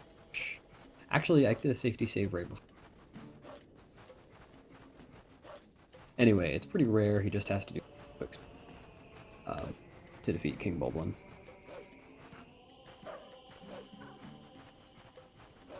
Yeah, no problem.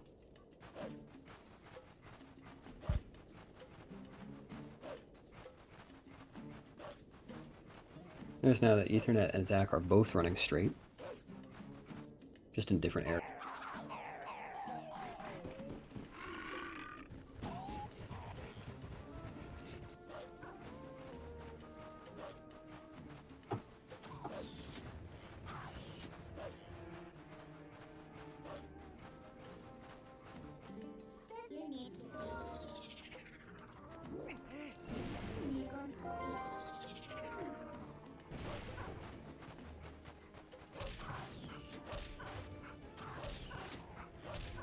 Oh no. Zach appears to be having some trouble with Wolf up here. Oh, okay. His wolf is too fat.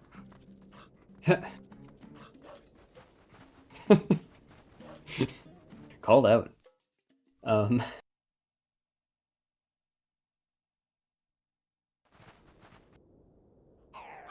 Yeah, Zach's commentary on his own race ahead of.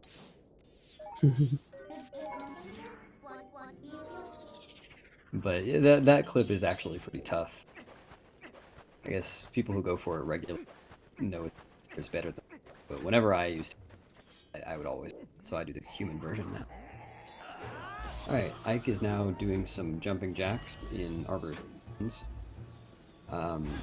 There we go.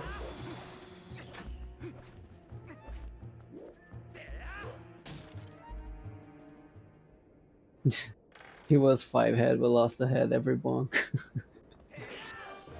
Oh my God.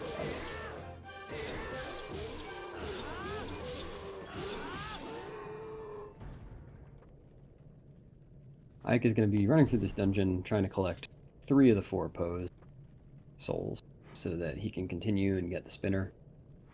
And he's just getting the spinner so that he Stallard and I guess do a little bit of seeing. A lot of stuff to do just for a few requirements.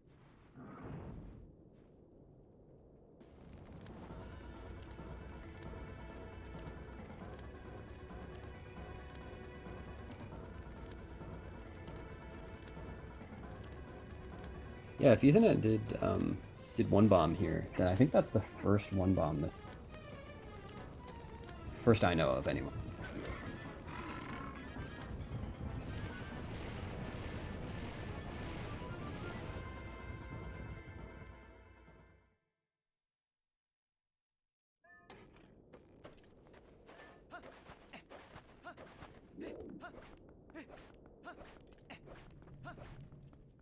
Comparing splits here, it looks like Ike is just under 2 minutes ahead of,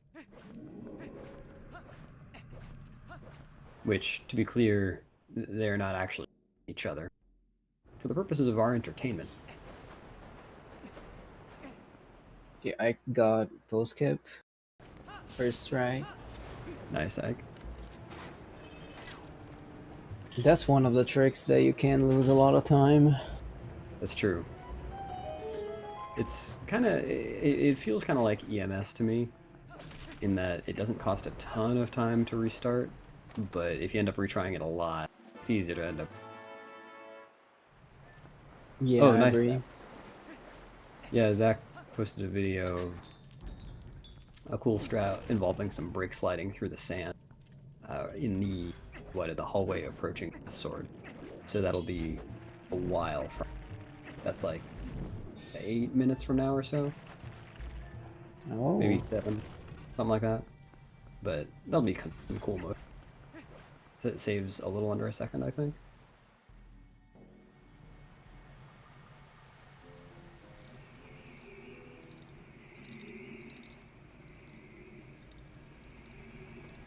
Ike will hopefully get some RNG manip here. If he responds which Poe he's attacking which way, he's going to do a side hop, yeah. Then the Poes will start circling him quickly, flowing slowly. Let's see. Saves That's a worse good- RNG. Yeah, that's true. Best RNG there is for the Poe to be very near the door. It doesn't. Yeah. It doesn't cost a lot. There are a lot of little bits of RNG loss / time. I was just doing some segment practice the other day, and I never really realized how much. Just like little things like Moldorm placement, ORN, stall kid RNG, and input. Yeah, there is definitely a lot of little things. Oh, we see Ike getting a chest here, a red rupee chest. Zach almost certainly not be. Zach being rich and having 264 rupees. Damn, he got a lot of rupees. Yeah, he did fail rupee roll twice. Oh yeah, you mentioned. True. That's one way to do it.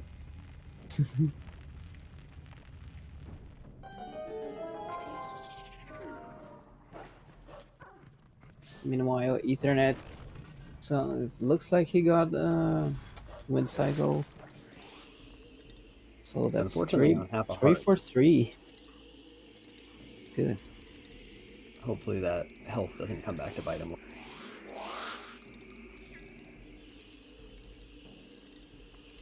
Let's see the RNG from Zach.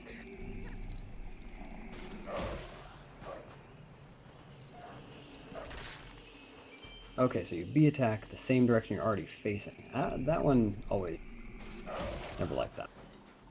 Alright, slightly better RNG. Yeah. Richard and Bezos. Mm-hmm.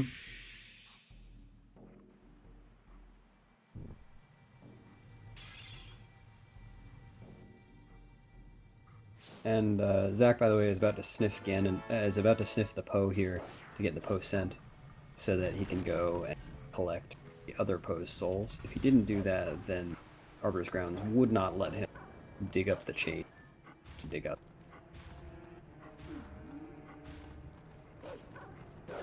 There he goes, skipping the chest. Nice, Zach. So he does need to avoid red rupee text from here on out if you want to save. Oh, it looks like Ike's going for the... And he got a little one. Okay, that's something. One nice thing in that room is that when you're turning that... Well, you're turning the whole room. You're pushing... If you get attacked partway through that enemy, the thing will keep itself and go where... We'll see. Maybe Zach won't get that here? No. Well, Yeah, no, kind of. Quite. Yeah, Zach saved... Kind of. No, he didn't save anything. 0.2, 0.1 second. Come on. Alright, we'll skip the red rupee text, hopefully. Oh no, it just landed on him. That's unfortunate. Oh, I'm sounding choppy, that's not good. I'll try to stay close from... Yeah, Zach, it does still save time. Zach is the resident expert on rupee route. Yeah.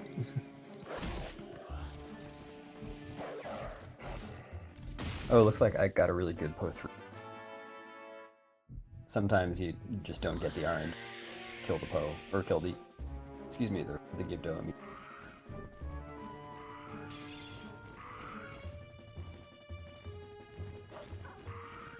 Yeah, that's the last foe for Ike.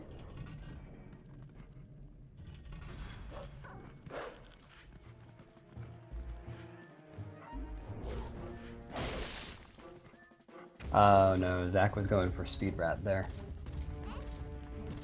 Zach was trying to get attacked by the rat intentionally during that enemy we were talking about before, but unfortunately didn't quite get it.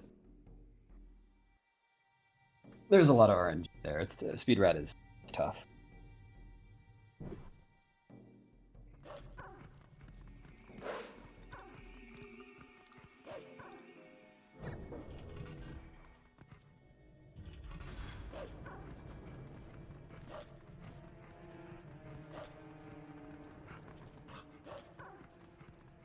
In Ethernet's desert run here, he's going to have to be careful not to get hit by any... Oh, interesting. And then That's also an interesting definitely going to route. need to get a heart for Poe1 skip. Otherwise, it'd be a lot harder, if not impossible. I think it's possible, but I think or something the roll. But because of Link's stooping animation, he has no health. the trick doesn't. Same for rupee roll. Yeah. Yeah. I was gonna say that. Sorry, you can still say it if you... Oh, okay. Zach had a good backup there. Almost had to do a cycle on that Poe, but he got the beat.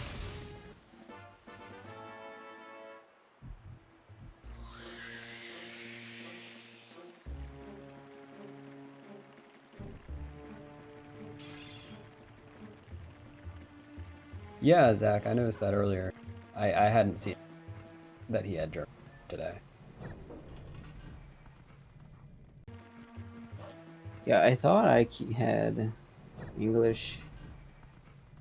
I mean, he has English, I think, but I didn't know he had German.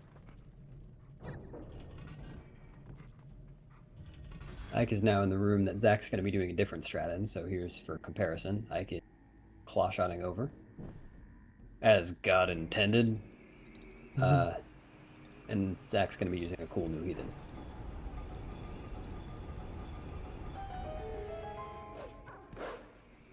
We'll see if Ike is gonna go for Death Sword skip.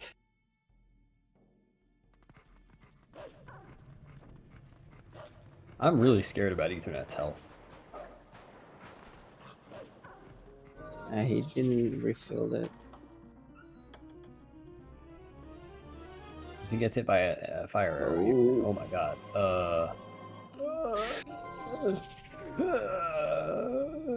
Oh man. Until he gets into the bulb camp, I'm okay. Alright.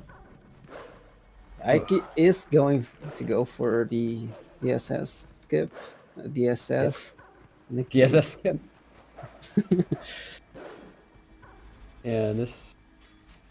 You can lose a lot of time trying this. It is a small frame window, but I can Oh, he got it. Nice. Very nice. That trick is so good. Yeah, it's a fun one.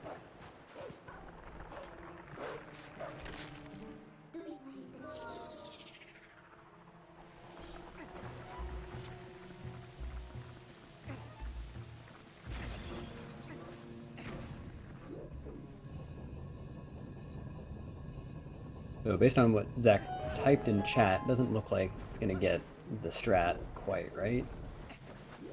Oh, okay. No, that was still pretty. I don't know if it was faster.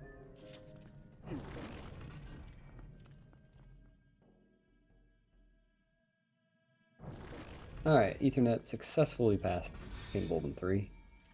Thank goodness. Ike is now in the segment of defeating Stallard. Because he save warped, he just has to run all the way through the dungeon. But thankfully in a straight line. Will be, yes, you heard it here first, running straight. But then we'll be using it and killing one of the scariest parts of the big skeleton. Yeah, Big Daddy skeleton. Spooky, scary skeleton. Zach's going for Death Sword skip now too. And nice. And he got it. Excellent. 2 first try Death Sword. Ethernet goes for it. Poe into the game fight. How did he do it? How is that possible? He found early Hyrule Castle. Oh my god, that's impressive. I'm gonna try run now. Let me turn on my Wii.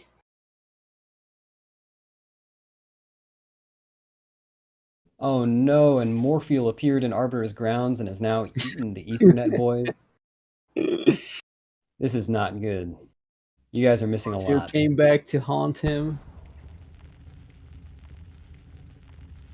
What's Hugo doing here?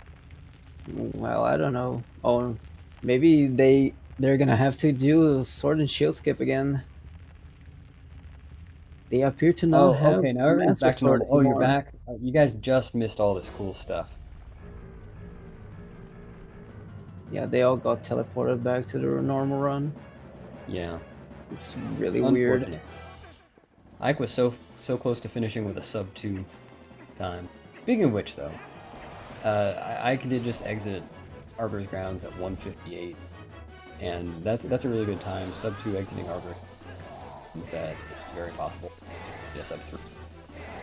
It looks like, yeah, by his splits he can't PB anymore, which, you know, that's a lot to ask for a, but he In a definitely race, still can't yeah. get a sub 3, which would be excellent.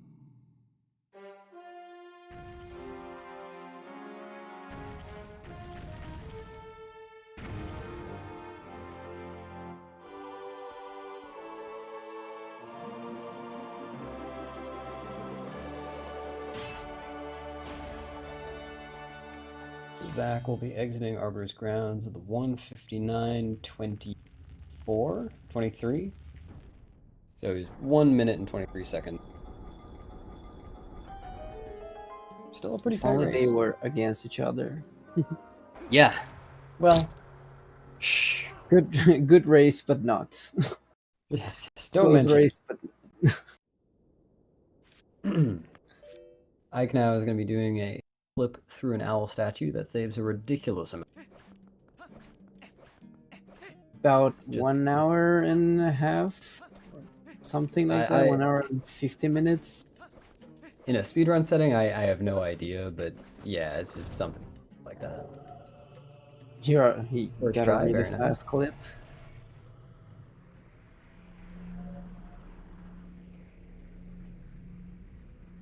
He just skipped the whole entirety of Temple of Time and a side quest, capital D colon. My favorite dungeon skipped. Bad category. Kappa. It is worth mentioning as well, you can see on Zach's and Ike when he warps, that the runners are having to do some zooming in and out of warp. Trez mentioned earlier that after getting Gorge Void, the runners still went back to the bridge in order to be forced to warp by Midna, and that's what allows them with the first. But after you've finished Arbiter's Ground, the game, well, the way we do it in the speedrun, the game will not let you warp. Normally, you have to do so, for some reason, by zooming all the way in, or clicking the button to show the portal. So every time they warp from now on, they're going to be zooming all the way in, and then zooming back out to go where they're going. And thank goodness that works, because if it didn't, we'd have some trouble. Yeah. Oh damn, Zach missed early city. The worst thing in a run. Yep. Forget about AMS, forget about pillar clip. It is pretty good. Except that it's so easy. And yet it's so bad. I agree, I can agree with that. I'm really hoping we see Pheenoh pick up a controller again, just hit yes and keep going. But and I'm a beat little Ike. doubtful of this.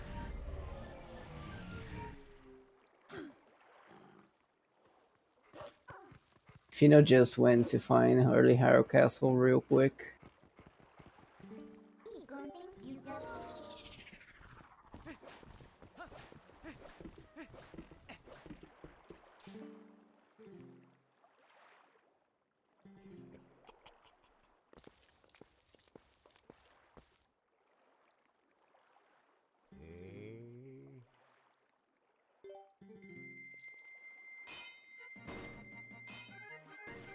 Getting to hear an excellent song on from Zach's audio. And Ike is entering City in the Sky, or I think my favorite dungeon, just beating out, where he'll be doing a lot of LJAs and claw shots and cool stuff to get through. Yeah, speedrun wise, it's my favorite dungeon as well. Such a large amount of tricks and skips everywhere. Yeah. Not a lot of running straight.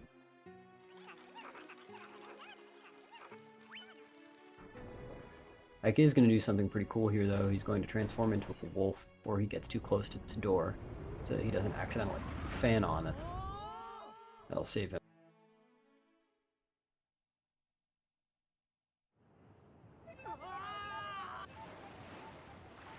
Ethernet is asking if he can do your strat. Oh no. I mean, you can if you want to. You don't even need the rupees. I did something I'm really dumb not there. familiar with it. No, it was a mistake I made. Yank it. I was trying to get the blue rupee there, and I ended up accidentally targeting the bubble and back hopping straight into the sand pit, avoiding it. Damn. It was really interesting. I laughed out loud. Yeah, good old TP fails. Yep.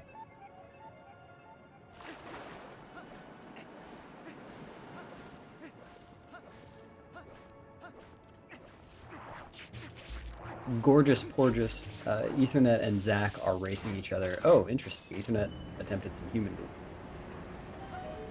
Ethernet and Zach are racing each other, and Zach is pretty far ahead right now. In fact, very far ahead right now. But the race is not over yet.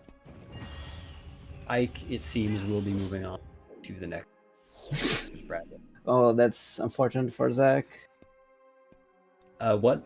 Oh, did Zach void out? Yeah. Yeah, Did he bounce hit off the wall. Yep, yeah. That's why he told he wanna play TPHD. Oh, yeah. For those who don't know, TPHD doesn't have recoil.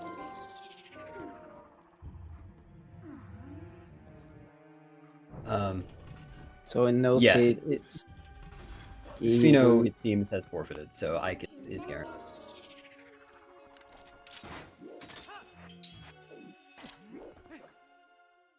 That was a cool backflip there from Zach. I think I've seen that one. I think it's cool.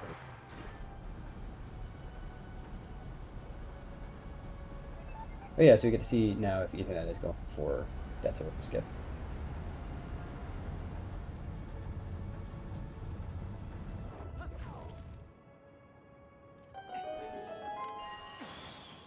Oh, Zach going for the LJA. Nice. Nice.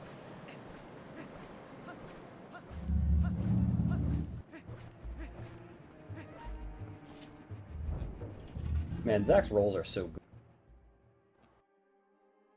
It's like Zach is just moving through so much faster. Oh, it looks like his input viewer is spazzing it. Hopefully that's not an issue. No, for that's Zach. a normal thing for, I think, Nintendo Spy. That's the name of the program, the software. Is spams like a lot. It's just a glitch in the software. Yeah, it doesn't look like it's affecting your display thing. Alright, Ethernet appears to be going for Death Sword skip.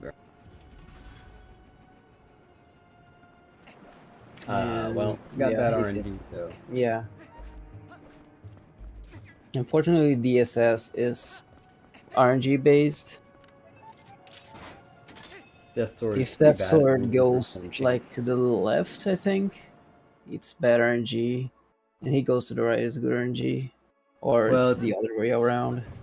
Yeah, well, clockwise and counterclockwise isn't guaranteed to yield one thing or another.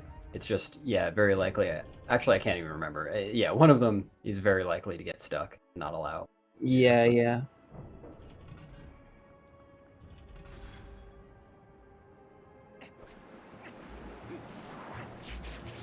Crosser, I think Matt joked about that before. As far as I know, Pheenoh is not spending time right now looking. Yeah, no, I was joking. Sorry if anyone believed it, but it was just a joke.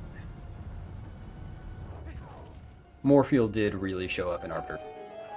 Yeah, that's legit.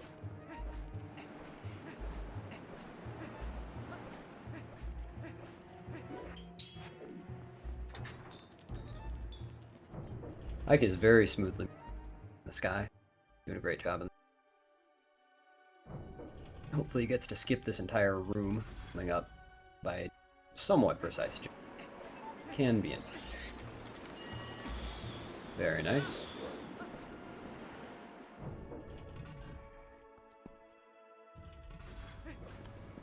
And he didn't bonk into the stupid door. Nice. There are a few doors in this where, for some reason, Stupid I guess because it has to load, the door will not allow you to open it for just a split second. But but it's enough to bonk multiple, which can be very frustrating.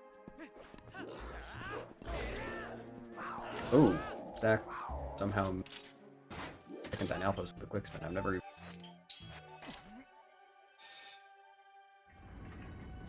Ike is about to enter the R Alphas fight, which he will skip by doing a very precise claw shot. Hopefully he gets the try. It can be doing a setup here, and yeah, it requires really precise aiming. Nice. There we go. Nice. That was a pretty clean city for Ike, I think. Actually, it looks like he's losing time on his splits there. Huh. Oh, he lost a substantial amount of time. I don't know what happened. I guess it was something I didn't...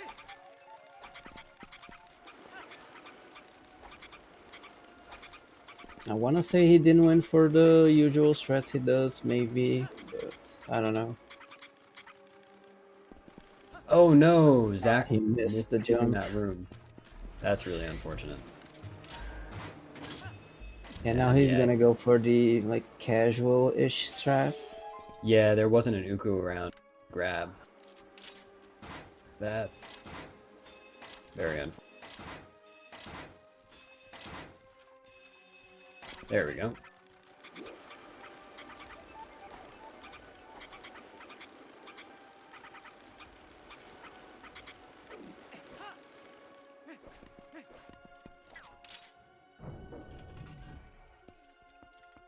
Is there a favorite based on the bracket?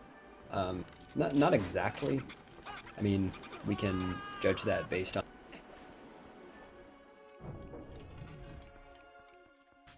So going into this race, Zach would have been the favorite. But yeah, I mean, overall favorite for the tournament would be Case, Nimzo, Zach, Marco, I think are the top runners in the tournament.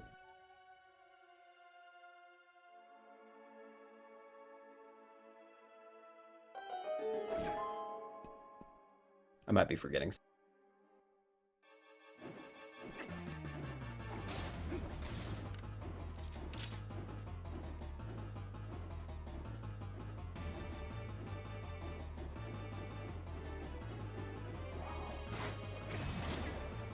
Didn't get the soft lock. Thank you. Yeah. Oh no, Zach missed her off. Zach, yeah. This has been an unfortunate run for Zach. Zach is an excellent runner of this game. It's kind of destroying him right now. Which is unfortunate. I know the feeling well. No, now he got it. Yeah. I think he missed like once, which is not that bad. Yeah.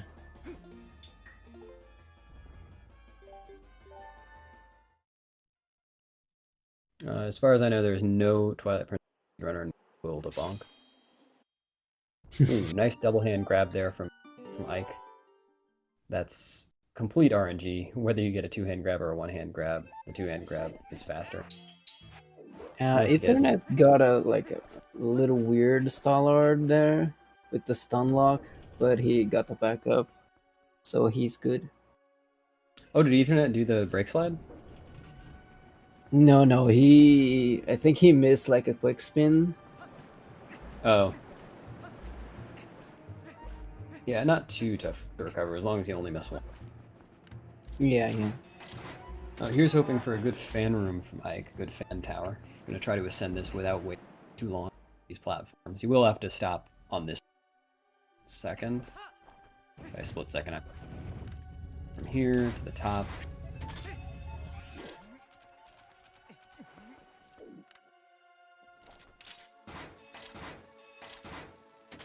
Be quick.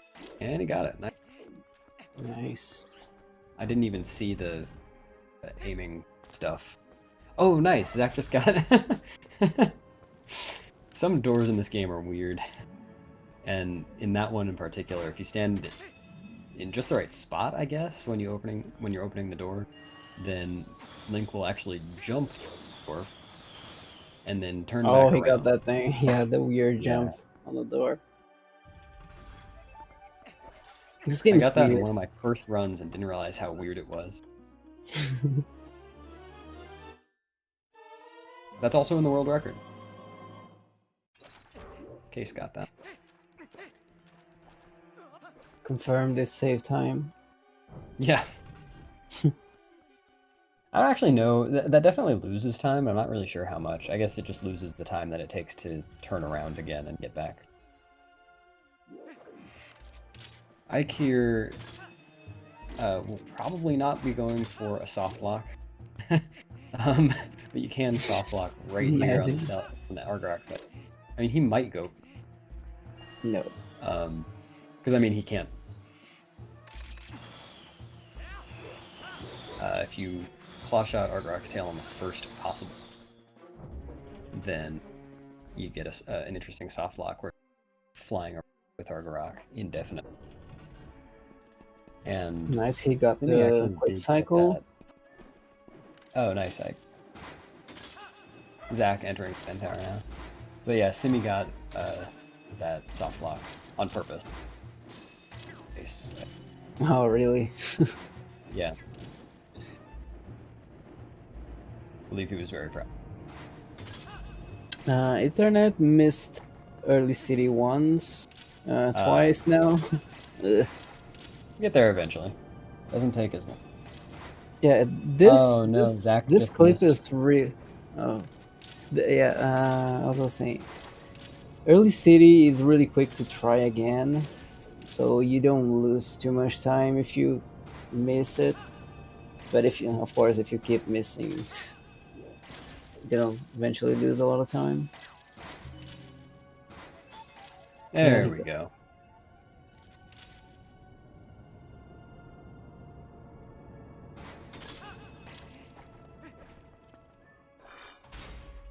Zach now entering Argorok. Yep. Yeah, Ike now has a very for Zach. Zach had an unfortunate claw shots segment in his city segment so far, especially. Ike's playing very well this right. Yeah, he. For someone who got a 331 in the last round, it's a substantial improvement.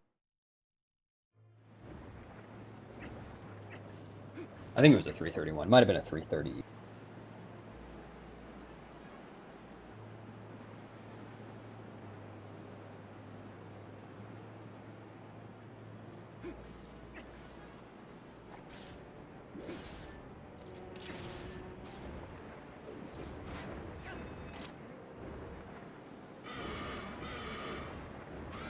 For a quick estimate here, by the way, something like 2.5 minutes ahead of Zach, maybe a little bit more by this point. And Zach internet by well, I guess I could just compare Arbiters, something like 13 minutes, 14 minutes, something like that.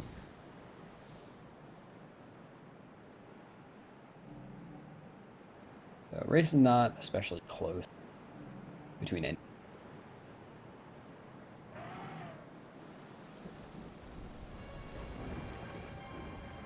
Yeah, while Ethernet is entering city, Zach is basically finishing it. Yeah. It's like the time city takes in a run, approximately. Ethernet, just keep the race going. You got this. You can still have some good segments near the end. Yeah. It's got to power through. Argorok can disappear. Yeah, that's true. Ethernet's console, it is theorized, is very problematic, and Ethernet occasionally gets some rare glitches that no one else has ever seen before, including Argorok disappearing during the final Death Throes cutscene. And Ethernet chose, and was able to get that weird glitch. You could damage down. He died falling off of Argorok there. It would skip a cutscene. 3 seconds. This is a skip that no one else can. And That's an Ethernet exclusive. Yeah, I believe is banned, but if you got it right now, I don't think anyone. I think that would. Agreed. Yeah, since Ethernet's more fuel was kind of bad and he had to waste a little, some extra bombs, he got the backup chest. So now he's fine for the rest of the run. For Zant, more fuel phase, and Castle.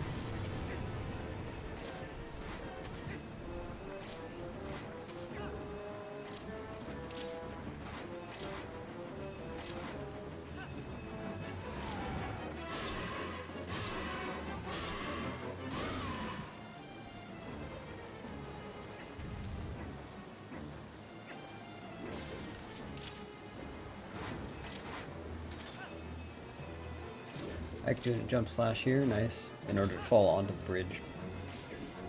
That just saves a little time so that he doesn't fall into the water and swim out into the.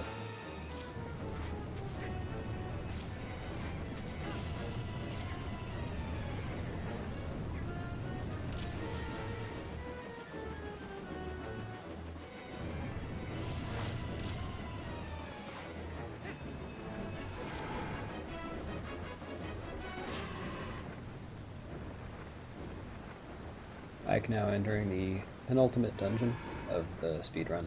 Well, end of the game casual. Palace of Twilight. Also known as Palace of Time Loss, but Ike has a pretty substantial lead here. Not worried. Well, he shouldn't be. I'm not worried at all. I'm not even playing. It's great. Feels good, man. Yep.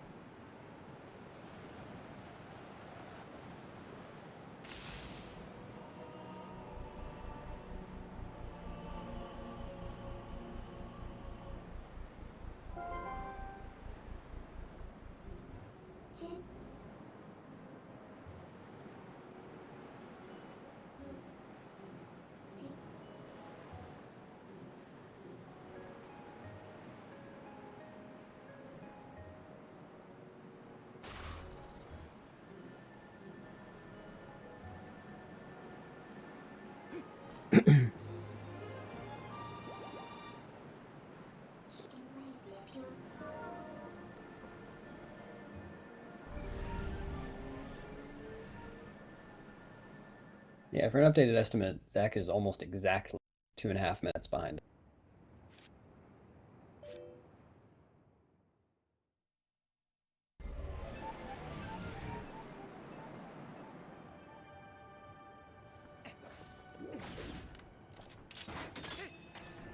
Palace of Twilight is also known as the Palace of Keys because there's like a stupid amount of keys here. There, actually Well, crazy. they can be the worst thing in the world, but at the same time, you can also farm some hearts from them, which is always nice. So occasionally it's nice that there are keys, if you're on low.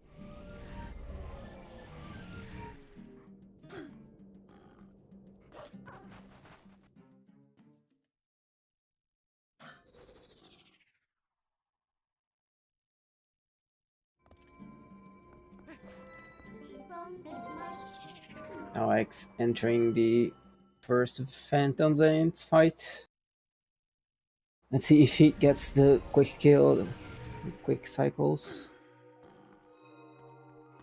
Yep, he's going to be aiming for a stab and then 2 quick spins on each phase, except the last one will have 3 quick spins. Yeah, that manipulates Phantom Zant. Oh, He just missed the it. last quick spin. That's unfortunate. That's not a huge. But it's yeah.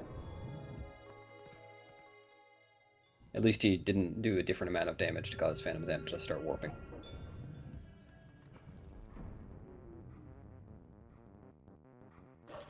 Oh, Ethernet had done a really interesting LJ there. Like he targeted the ceiling twice, so he got like a double LJ on the past room. I never seen it. Normally you do like an LJ and then do another one. But the targets he did, like he got like a double on. Pretty cool.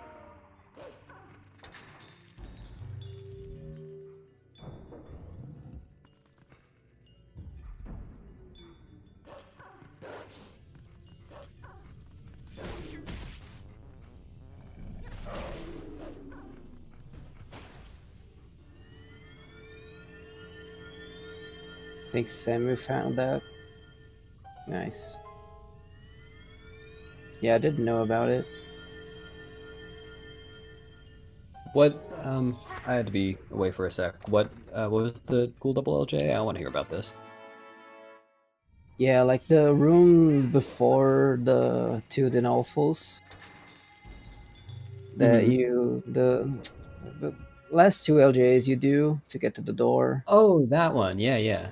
Yeah, you normally do one and do another LJs, but Ethernet targeted the ceiling twice Oh, and got the nice. double LJ. Ethernet just jumped down to the Alphas fight without Nuku too, without Nuka. Oh, that's really nice. It takes like 2 hearts, so it's Yeah, kind so of he's on low risky. health now. Yeah, Oh, it very takes low. 2 hearts. Ethernet's just going crazy with low health this round.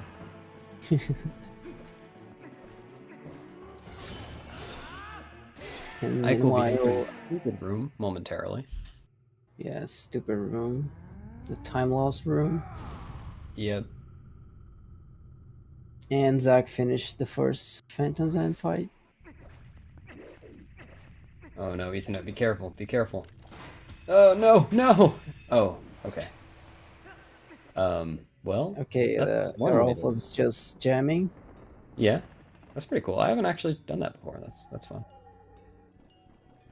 Just jamming. Right. Oh, that's... Okay. Wait, is that like a manip or a backup? If it Oh, is, it's really cool. wait. Wow. Yeah, he got it. Nice. Yeah, no, I've never seen that before. That's interesting. I wonder if that's... Me neither. I don't know if that's even faster than voiding out, but he just was on It low health might anyway. be, honestly. That's really cool. Yeah. Plus, you gotta make the Erolfos dance. Yeah. That's super cool. Like, the style points go way up, sky Yeah. high. Ike also had a very clean in there. Zach, Ethernet, Mr. Alpha skip, but instead of doing anything about it, well, did something. Instead of doing the normal thing about it, spammed claw at the Air Alphos until it just flew back up again. And then he was still standing in the same spot, so he went for it again and got it. Yeah, I've never seen that before.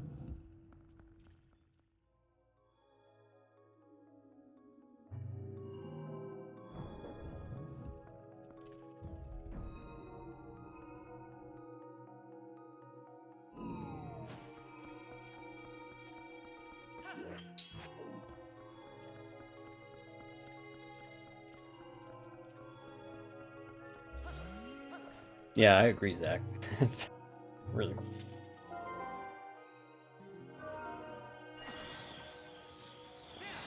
Oh, Ike's having a little trouble with this LJ. Should be.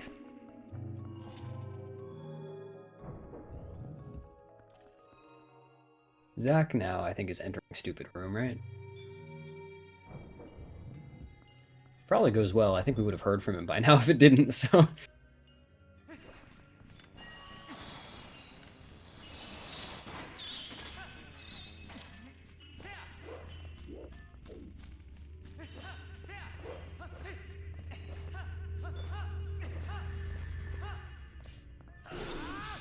Like, barely missed hit by an attack. That was skill, not luck.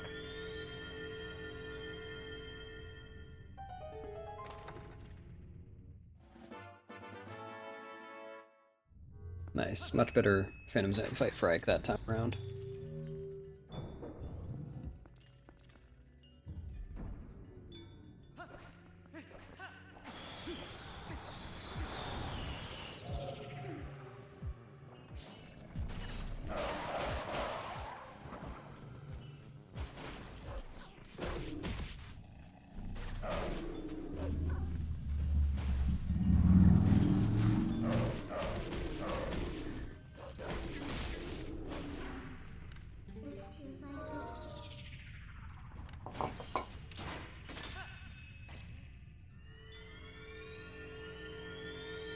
Oh yeah, let's see how Ethernet's. Got a clean one from Ike and a less clean one from.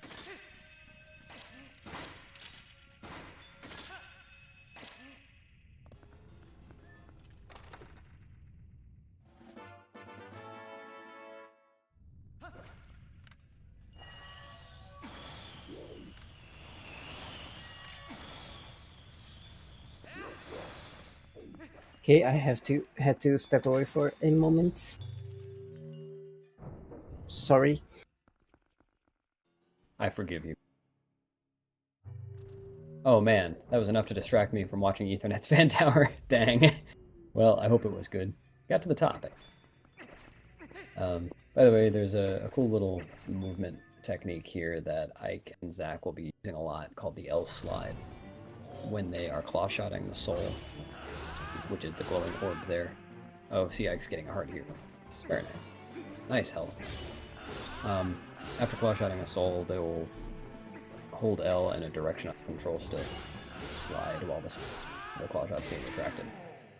I'll just get them a little extra distance, and in one case, allow them to avoid spawning some Twilight Squeebles. Oh no, Ethernet! Yeah. Ethernet got the pixel. If you claw shot onto, I believe, just the farthest pixel you can to the side of any vines, then Link will think that he needs claw shot again, and will not be able to grab the vine. So Ethernet had to void out there. It's unfortunate.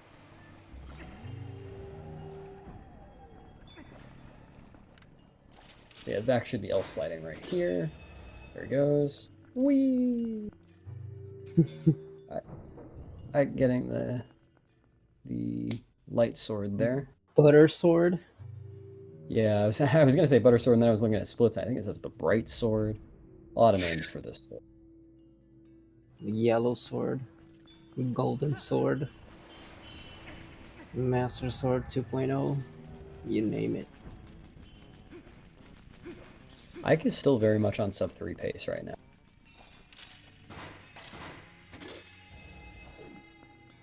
It's going to be tight, but he definitely can.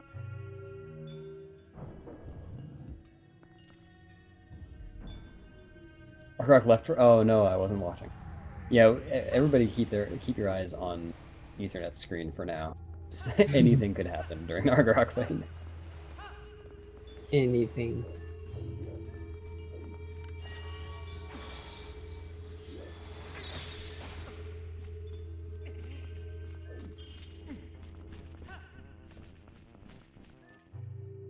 Wow.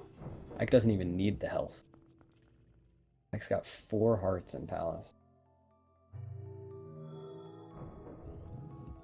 Oh, nice. He killed one of the Xanheads with that LJA. Yeah, so Ike and Zach got the Morphew heart container in Argorok. That's correct. Mm-hmm. And Ethernet skipped the Morphew because he has 3 hearts, if I'm not mistaken. Mm-hmm. Yeah, basically everybody. Well, no, I think everybody gets City in the Sky at Argorok heart container. You don't technically have to, but it's a risk. I don't think any are skipping. But a lot of people do skip the Morpheal heart container. And some people choose to get it races. Zach does that. Just because that, like, if you have full health, then avoid the soft lock. King Bulbul hits you. Yeah. And it's just nice to have higher health.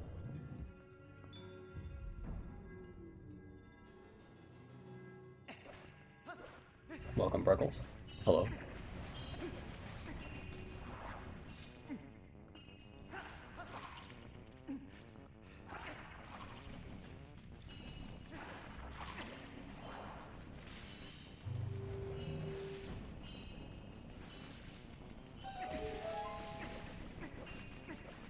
Ike's going for the fastest gonna route. get, yeah, Polsky. Yep, good aim. With good aim here, oh, is he too low on the fence? with good aim there, and with good health, you can do well, you can get the boss key after you defeat one. And that way, I'm gonna skip a cycle chain. Yep, just killed all 3. Wait a cycle. Nice. That's a fast way to do this. And it doesn't even matter that he got hit by the Karkarock. Nice cutscene. Lovely.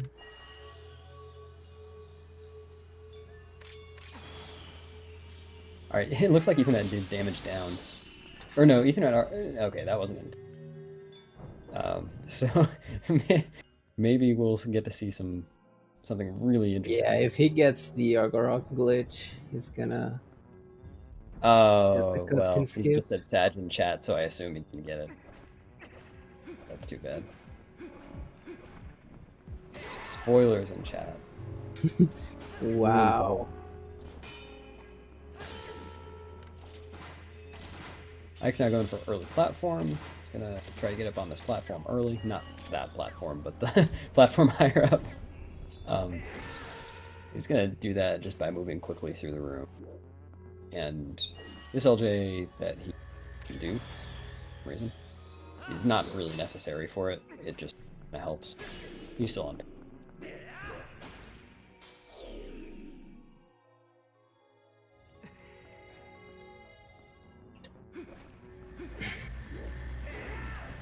Zach, go back here. Yeah, he managed to do it. Yep. And I got the early platform. Yep. Nice, Ike.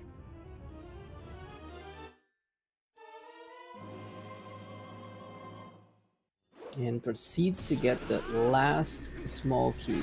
Woohoo. Oh yeah, Zach. Go for it.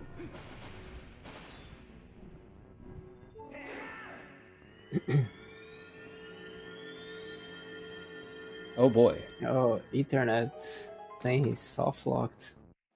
I'm very curious about this. Oh. Looks to be intentional. Yeah. Huh. Yeah, I've never seen that. Didn't know That's, that could happen. Okay. Oh, that's interesting. Yeah, nice soft lock. So, have you done that before and not soft lock?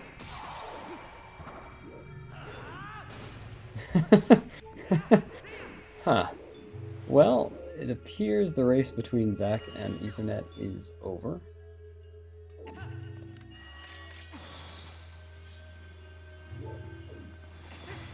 Ethernet. Zach missed the LJ, but it's not too bad. Huh.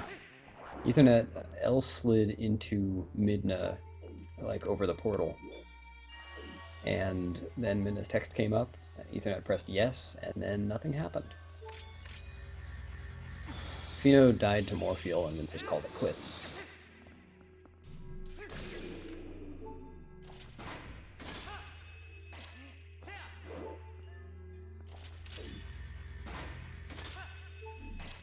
Nice. Yeah, that's the story LJ.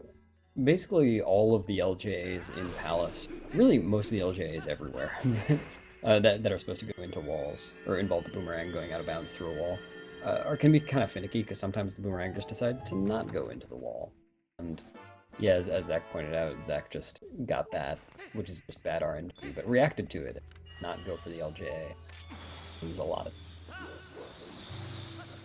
That's the same reason I assume that Ike go for that LJ, or Ike did throw the do the jump attack. I assume fear of controlled by that. Okay, now So- Ike is going into the jam phase of Zant. He got the quick cycle on Zant, Nice. which is really good. It's like it's a 2-frame window between the attacks. So it's pretty precise. Yeah. But it saves Exactly, like that- 15 seconds if you get it. It depends on RNG, because the next cycle, Zant can immediately start shooting purple things at you again, but sometimes he warps around a little bit.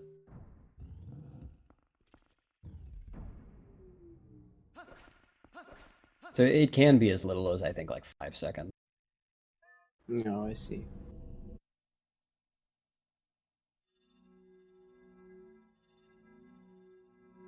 Yeah, Ethernet is now doing the second half of City in the Sky again, the last save having been after getting the double claw shots.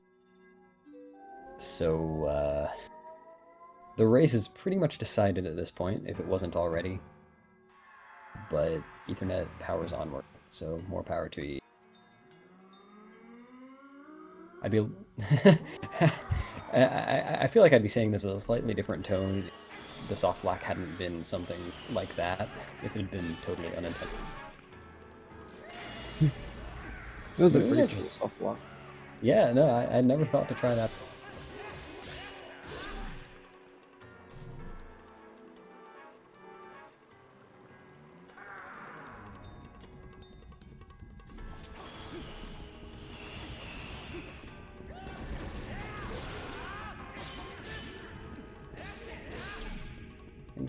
Oh, Zach got that. That's interesting. I think Zach must do that one cycle on Zant phase 2 slightly differently than how I know it, because it looked like he was very early there. But he did get the one cycle.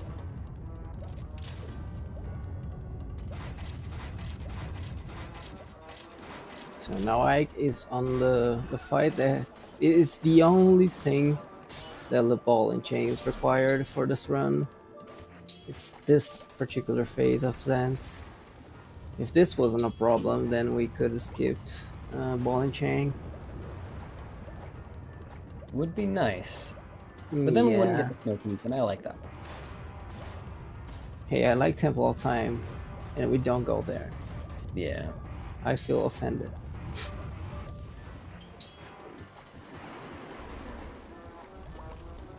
I bet Zach is going to do some new, well, not new exactly, but some alternate tech, the final phase. And Ethernet, what happens if you forfeit? I don't know that anything special happened. What do you mean specifically? Yeah, just lose the race, if I'm Yeah. not mistaken.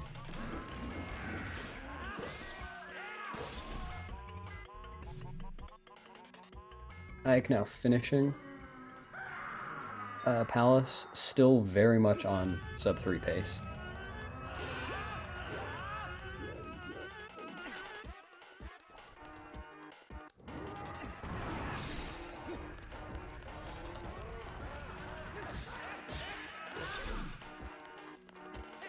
Oh, I mean, that's up to you, Ethernet. There's nothing wrong with Yeah. finishing the race.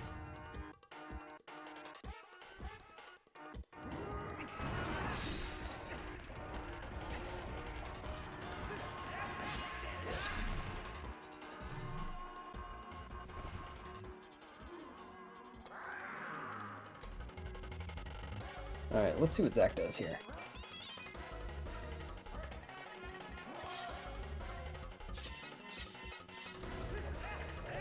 Yeah, doing the helping stuff. Oh, just missed. That's Yeah, oh, he missed again. yeah. It's very Whoops. hard to back up this phase. Okay, okay, got one of them.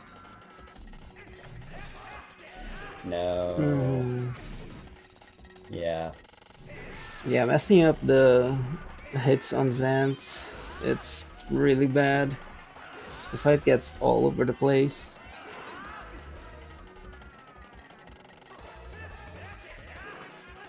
Oh no, and just missed the. Oh my god. really? Yeah, Oh, like they said. yeah. This is a painful. This. I'm feeling for Zach right now. That fight just takes forever, Yeah. if anyone.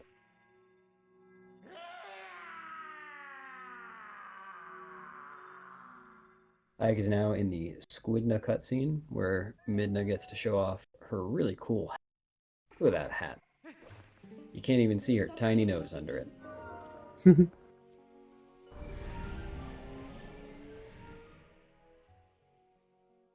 She gets yeeted around a little bit. No big deal.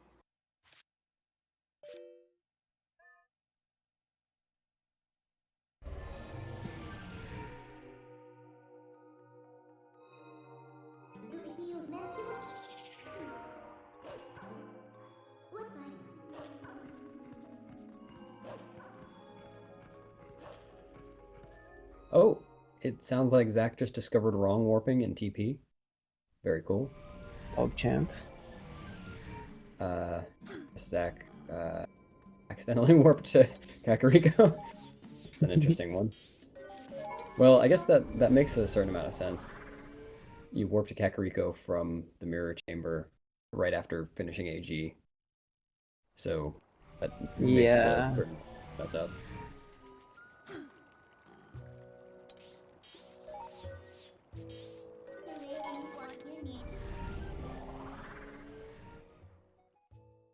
I think Zach thought he was playing Ocarina of Time. Yeah. Or something. Oh, Trez, what's that? Am I totally ignoring something obvious? Oh, does I get the bonk here? No bonk. Oh, wow. Ike is a pro. You know what wrong warp you're ignoring? Which one? When you do the Golden Wolf after Midnight's Desperate Hour. Yep. That's true. Oh, yeah. Fun fact: Ethernet got the Argarok thing. Oh, seriously? And he damaged down and skipped the cutscene. Oh my god. I think that soft lock was intentional. That's incredible. In the end of the day. Well, there you have it. There's the Ethernet special. Nice Ethernet. Oh, but didn't get the heart container.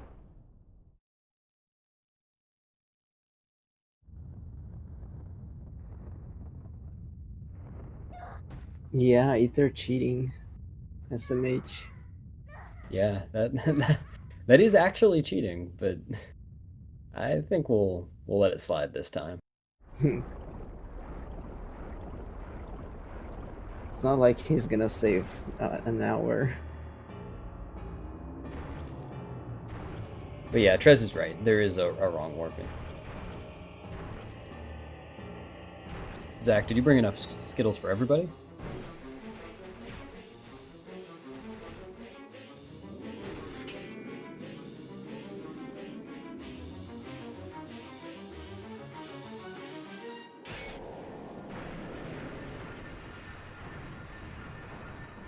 Ike is now done with King Bulblin.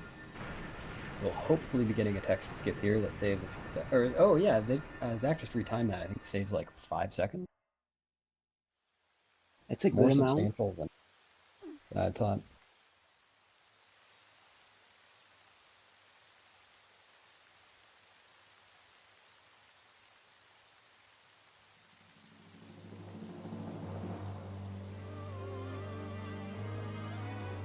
And he got it.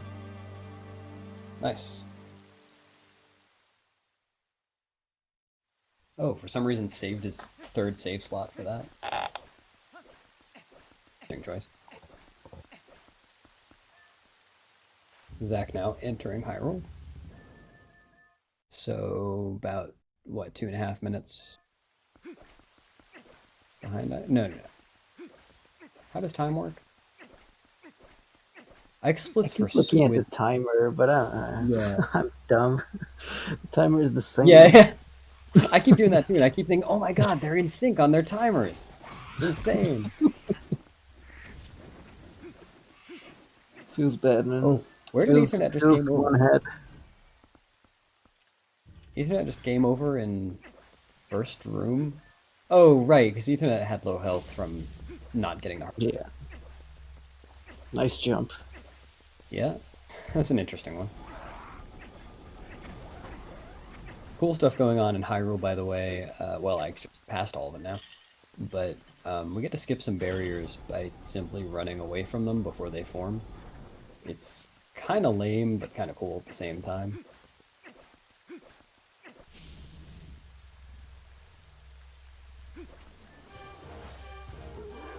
Like just wrecking the Dark Nuts. Yeah, it feels really good to get that right. It is. It feels.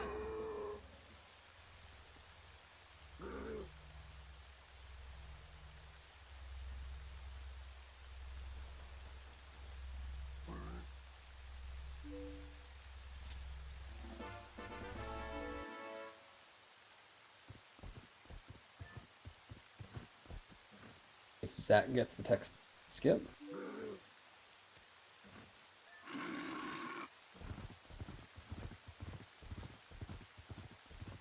Sure, Ethernet said the soft lock wasn't intentional. Nice. Zach got the text skip too. Yeah, that's nice. Ike's going to do a fun strat here where he lures the Dynalphos right to him and then blows everything up. Including Link. But Link is a strong boy. He can take an explosion. We'll also be doing the Aralphos fight here. Hopefully we'll go very quickly and smoothly, but sometimes the Aralphos does not play.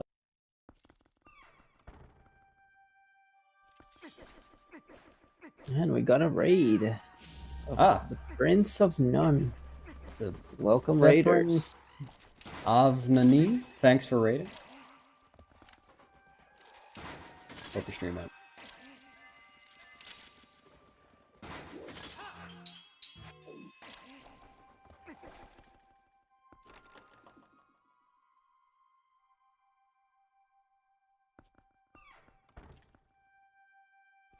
Sorry, did I mispronounce?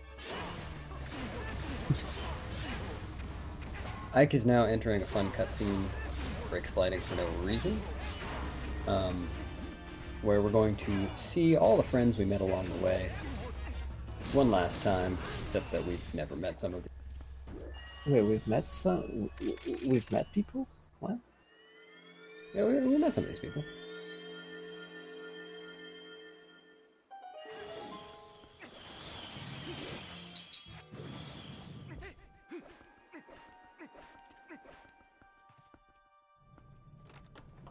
I like the fact that Oru is sporting a freaking bazooka.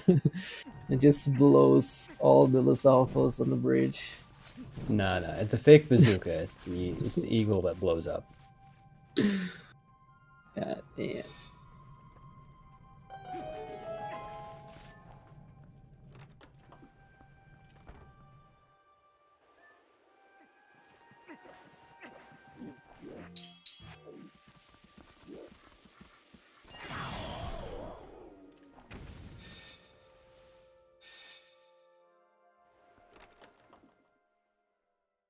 Alright, Ike entering tower climb. Very, very solidly potential sub. Which is great. There have been a number of getting sub 3 in a race is really good. Yeah, there have been a few so far this Wolfdash, which is... Yeah, so I've heard. Burgles just last night, 257. Nice. Adi got a 255 the other day.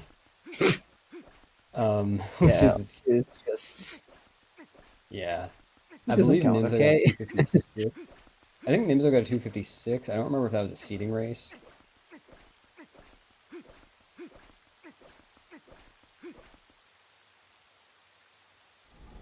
Sorry, Zach.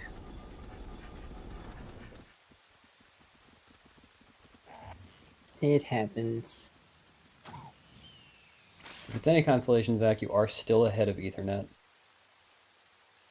I don't know if I'm allowed to Barely say. though. It's like Yeah. a few seconds.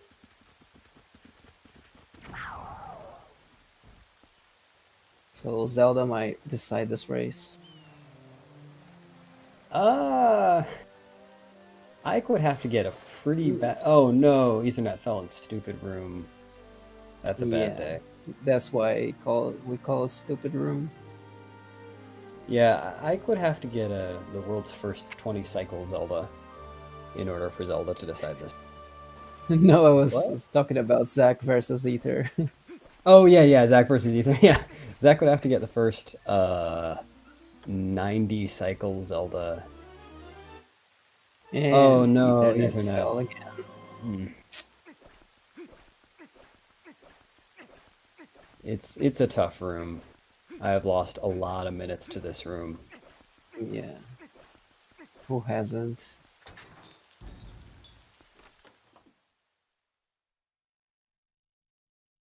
Ike, by the way, turning to face the ground during Zelda's Triforce attacks in order to reduce lag.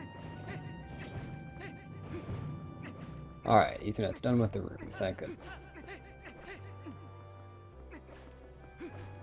I am not counting what's the cycle count for Ike. I haven't been paying attention. I never count Zelda cycle. Nice. I guess occasionally I do on my...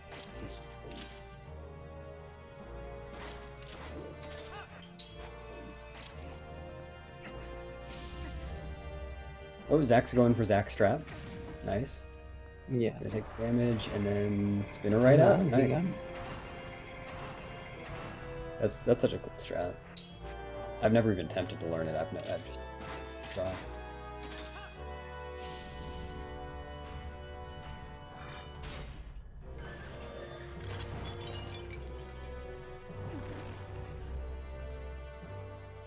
Yeah, that is really unfortunate, Zach.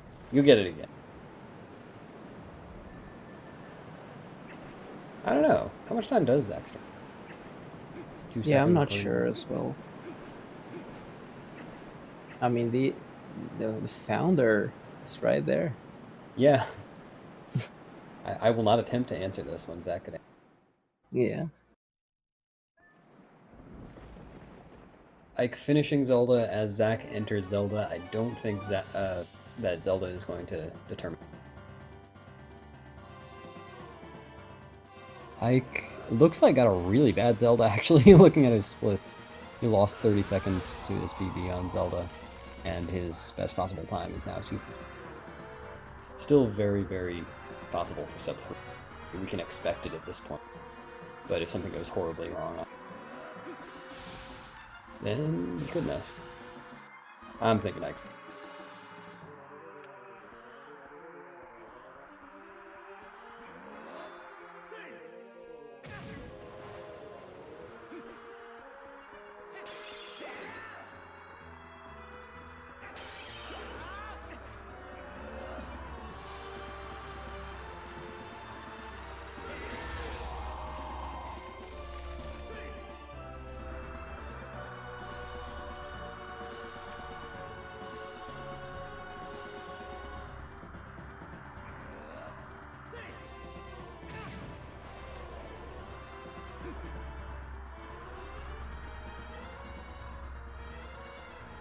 And Ike gonna finish now. And straight to horseback.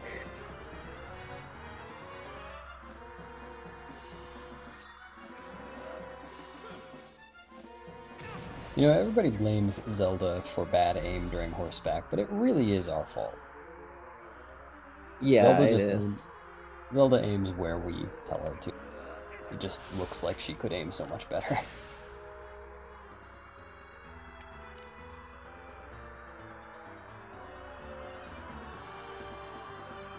Zelda has any aim.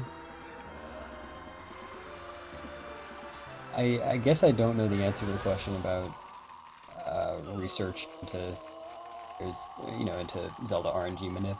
I assume that some has gone in.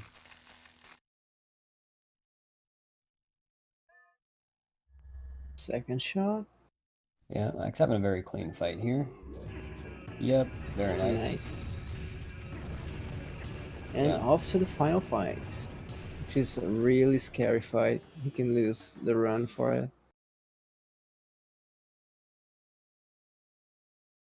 Oh, did all of the streams just kind of freeze and refresh for you? Yeah, my thing broke. Yeah, that's I'm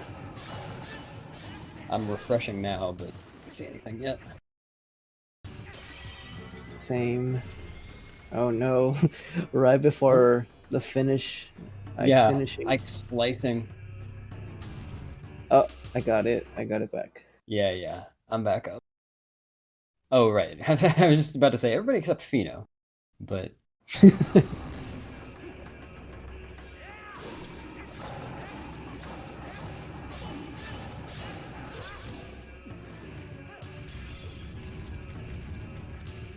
alright, very clean last segment from Ike. GG for Ike. 2:59.33 in a race. That is an awesome time.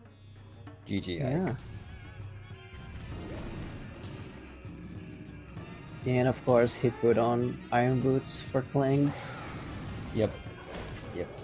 Ike's a fan of iron boots strap.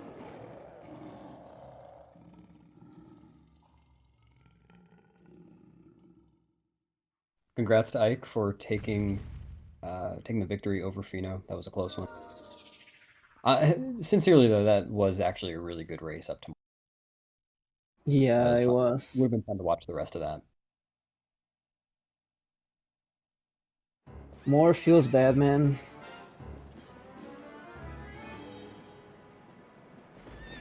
Ike's a fan of iron boots. The cruel fish ruining another one's life. Yep. Sincerely though, that was actually. Looks like Zach's gonna be getting a mid 3-0 here. Ethernet. More feels bad, man. It's gonna be hard to say. Looks like his splits say current pace 3:29. Yeah. That sounds about right. For having to totally redo the second half of City. But he put up a good show with the Arolfos dancing and the Argorok glitch. Ike does have a cat right now, which is very distracting.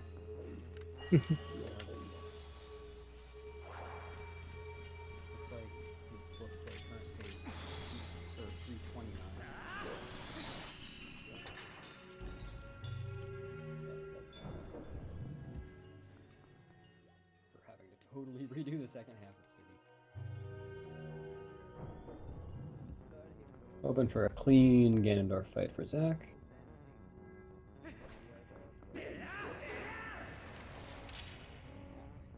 Oh. Yeah.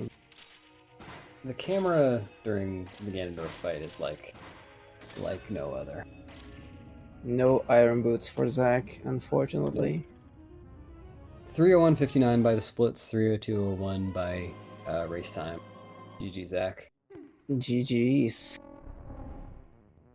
Oh no, Ethernet just voided out. That's I hate. If you roll straight from the boss key chest, then it puts you in the perfect position to get transformed and then fall. Neither of which. Yeah, that's really unfortunate.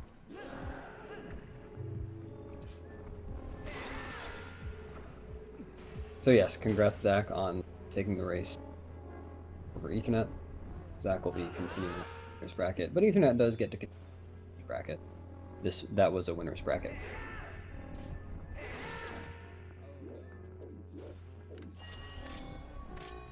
As Ganondorf is saying, do not think this ends here.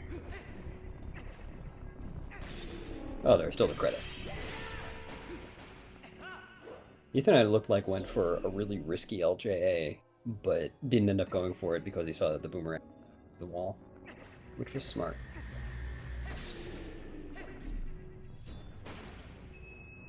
Definitely an interesting play.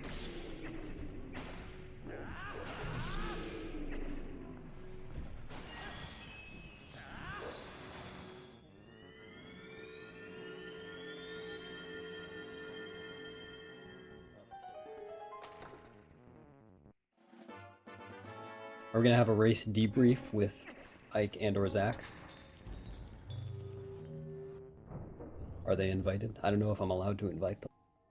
Yeah, I don't know. I'd like to.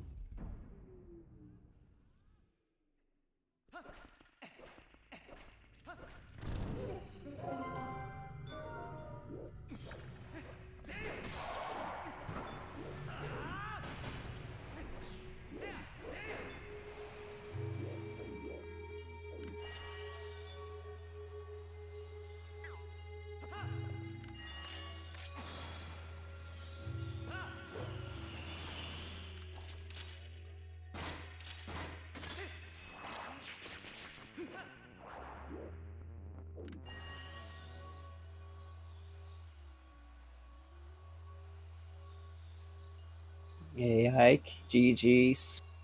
Howdy, howdy. Thank you. What's up, Ike? Yeah, congrats. Going- Awesome getting the sub 3 in the race.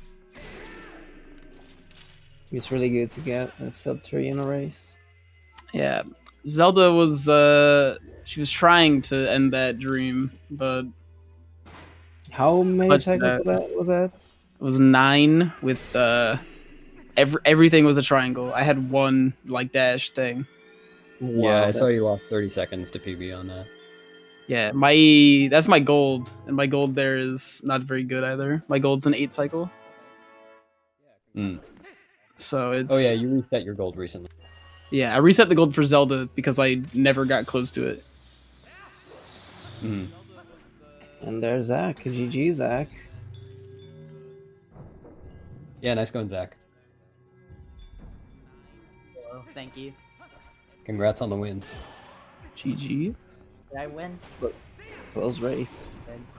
For some reason, I thought I lost because I keep forgetting I wasn't racing everyone. I forgot. Oh yeah. That's funny. Imagine getting Yep, you knocked did. out of the tournament by not your opponent. Yeah. Yeah, I didn't really like the run mostly because early game was bad, but I got some really good segments in like mid and late game, so it wasn't too bad. Yeah, it's definitely hard to continue after just feeling bad after a bad early game or a rough early game. But Yeah. yeah, That rupee roll back up I like made up on the fly. yeah, that was cool. Hilarious. Should have. What were slowly the- upgraded. Yeah. What were the best bits of you guys' runs, do you think? Your highlights? For me, it's probably my end game. I had that was the best Zant split I've ever had. Or best enter Zant Okay. I've ever had by like 10 seconds. My Zant fight was a little scuffed. He was like teleporting around in weird ways, but outside of that, it was really clean. My Nice. favorite part about the run was probably reacting to the boomerang, like staying in Oh, bounds yeah. and not LJing. Yeah, I'm that was very good. proud of that. Wait, where? Oh, like if the boomerang doesn't go out of bounds, you can like react to it, but it's really hard for me. But I at what point? Oh, you see, like in Palace, anywhere in Oh, Palace. okay. It was early. It was early platform room, right? Yeah. Yeah, so if you like see the boomerang doesn't go out of bounds, you can like react and not jump attack. But I found it really difficult, but I finally got it down, I think. Nice, man. Otherwise, Alright, I had some then. pretty good segments like Spinner.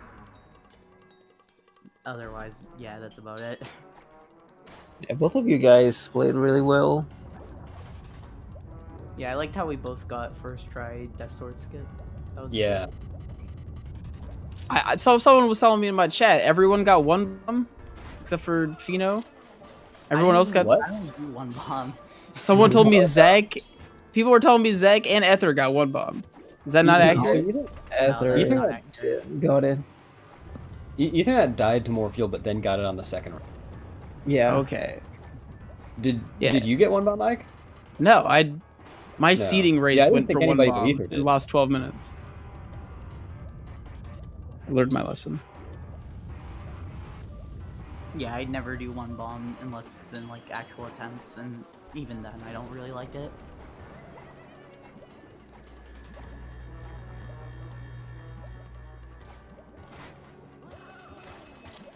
I'm not gonna lie. At the start of this race, I was real shaky. like nerves wise.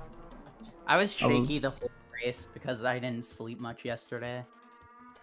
That's my Yeah. excuse, Kappa. Yeah, I had good sleep. I just had to drive a lot. Like I was mean- in the car until like 20 minutes before the race.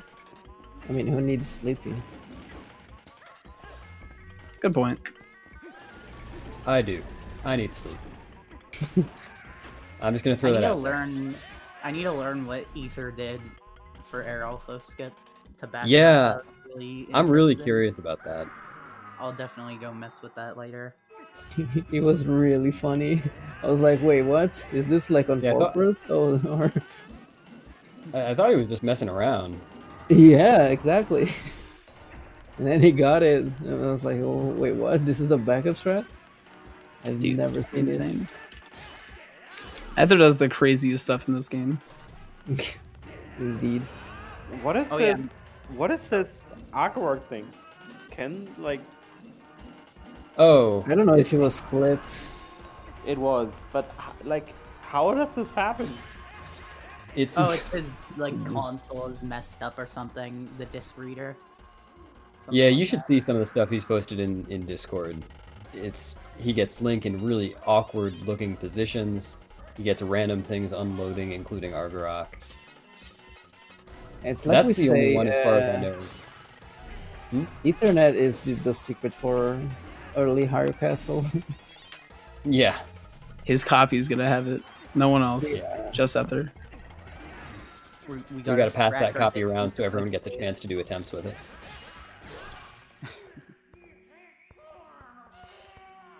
Like this Zen fight, he used the bowling chain to knock back Zen. Like, Well, what? didn't work out the first time, but he did get it the second time, yeah. Oh, I also got Wolf Bombhouse skip in that run. That was cool. Yeah. I That's I wasn't like here. tied my Elden Gold. My Elden Gold without Wolf Bombhouse skip is really good considering I did and I didn't even beat it with like a halfway decent segment. yeah, that trick's always impressive. I so when I started running, I didn't realize there was a human version of that trick. So I only ever went for Wolf Bomb House skip, and I got it a few times, but I'd regularly lose minutes to that until I want to say Basil told me one time that there was a human version. My life has never been the same. That's funny. Yeah, save those 4 seconds. Nice work, Basil. You done did it.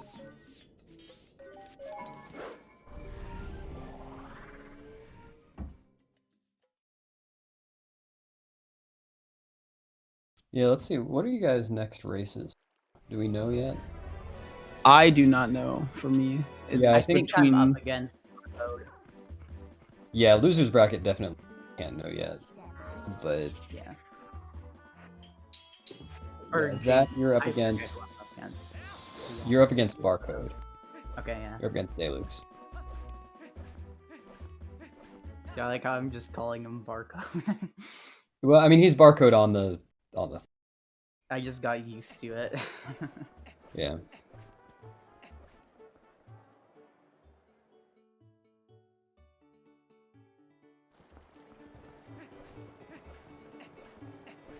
It's quite a shame, or not a shame. It's unfortunate that. Does anyone know what happened to Pheenoh at Moorfield? Was Yeah, it just bad RNG or? Yeah, he just missed the regrab and didn't have enough air. Yeah. It was bad RNG. Morpheus made a quick turn. You know how it goes. Yeah, that's like the one like RNG part of Moorfield that's just sometimes you get screwed like that and early eyeball. Yeah. Yeah, phase 1 is like the worst. Yeah, and that was why Ethernet died. Well, that was part of it. Trying to recover from early or from a weird eyeball RNG. The eyeball dodged him twice. Oof. It dodged me once and I kind of started sweating. But Yeah. Yeah, it's just fortunate. scary.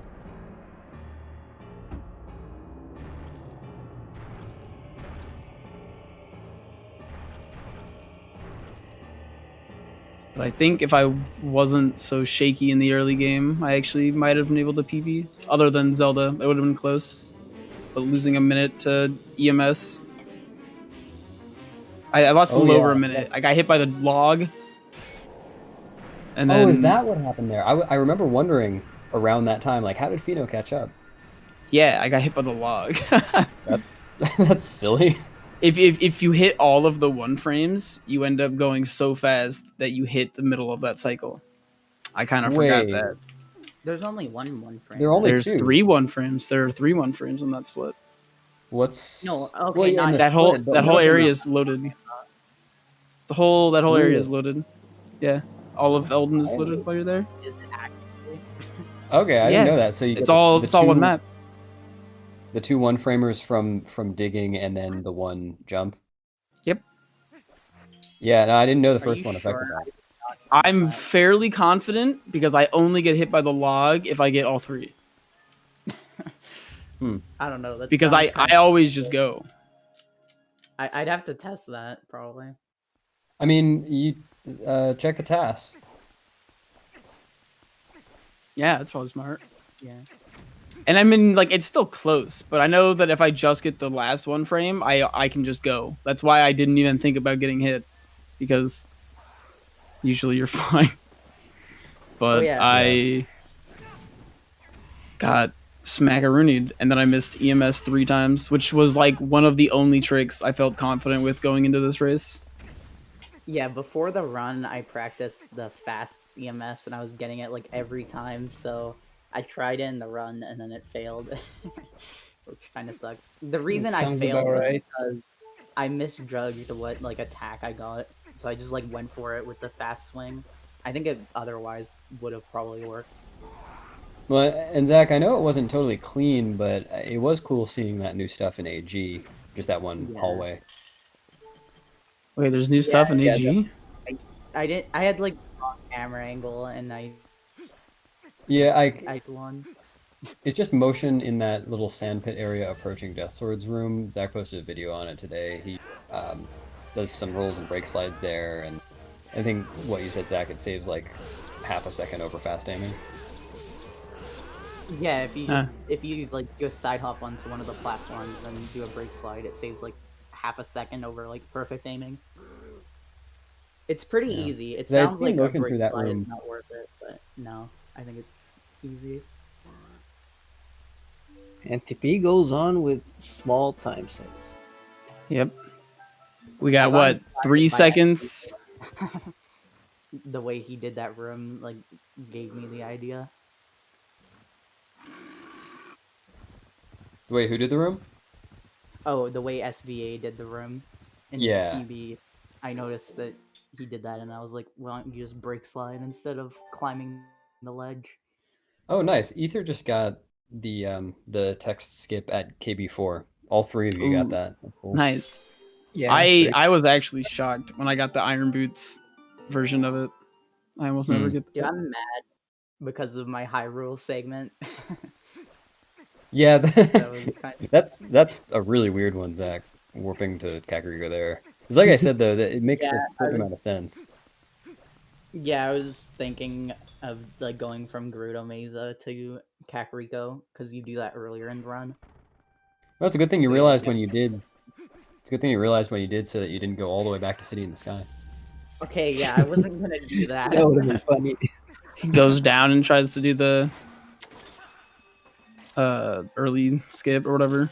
The funny thing is I definitely would not like I would definitely realize that because I look at my timer to see what time I get on the fade out for that segment earlier in the run, so I would have noticed. I mean, yeah, there are a lot of reasons for you to notice that. I was just kidding. Did anyone happen to notice my my what's the actual name of the trick where you clip into the statue? Early City? Yeah, I saw it. City. It was really, really solid. Oh yeah. So dude.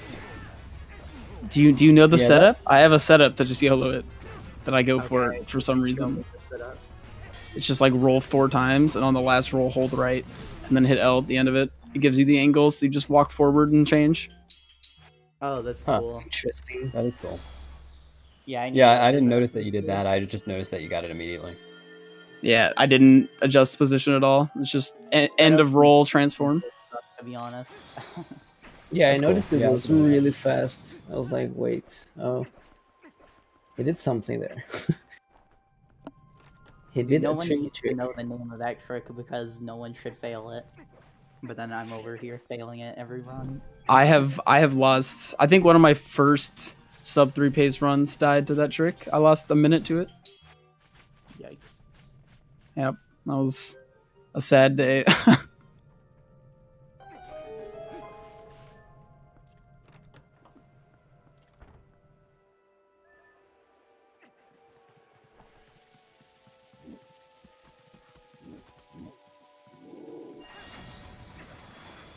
That was an interesting Dynalpho strat.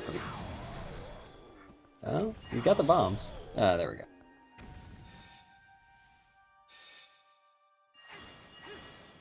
Speaking of which, are we Oh yeah, I going got to... that random jump in city. I forgot about that. That was weird. Oh yeah, nice.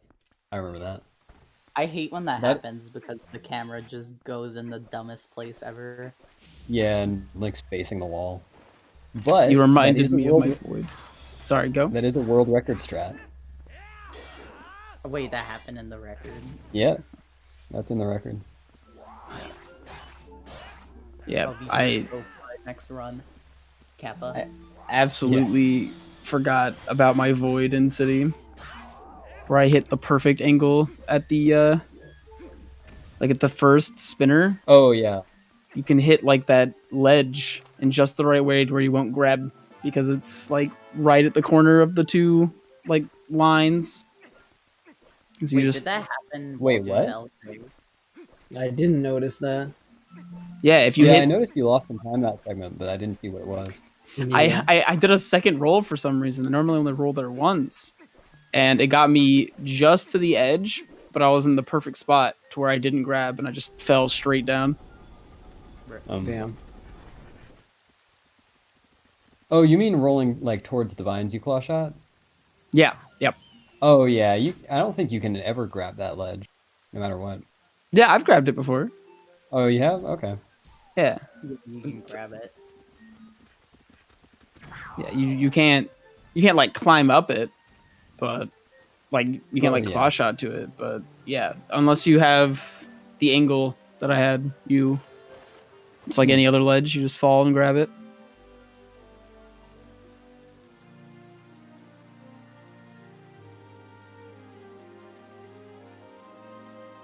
Oh yeah, Zach, props for doing new lake bed stuff.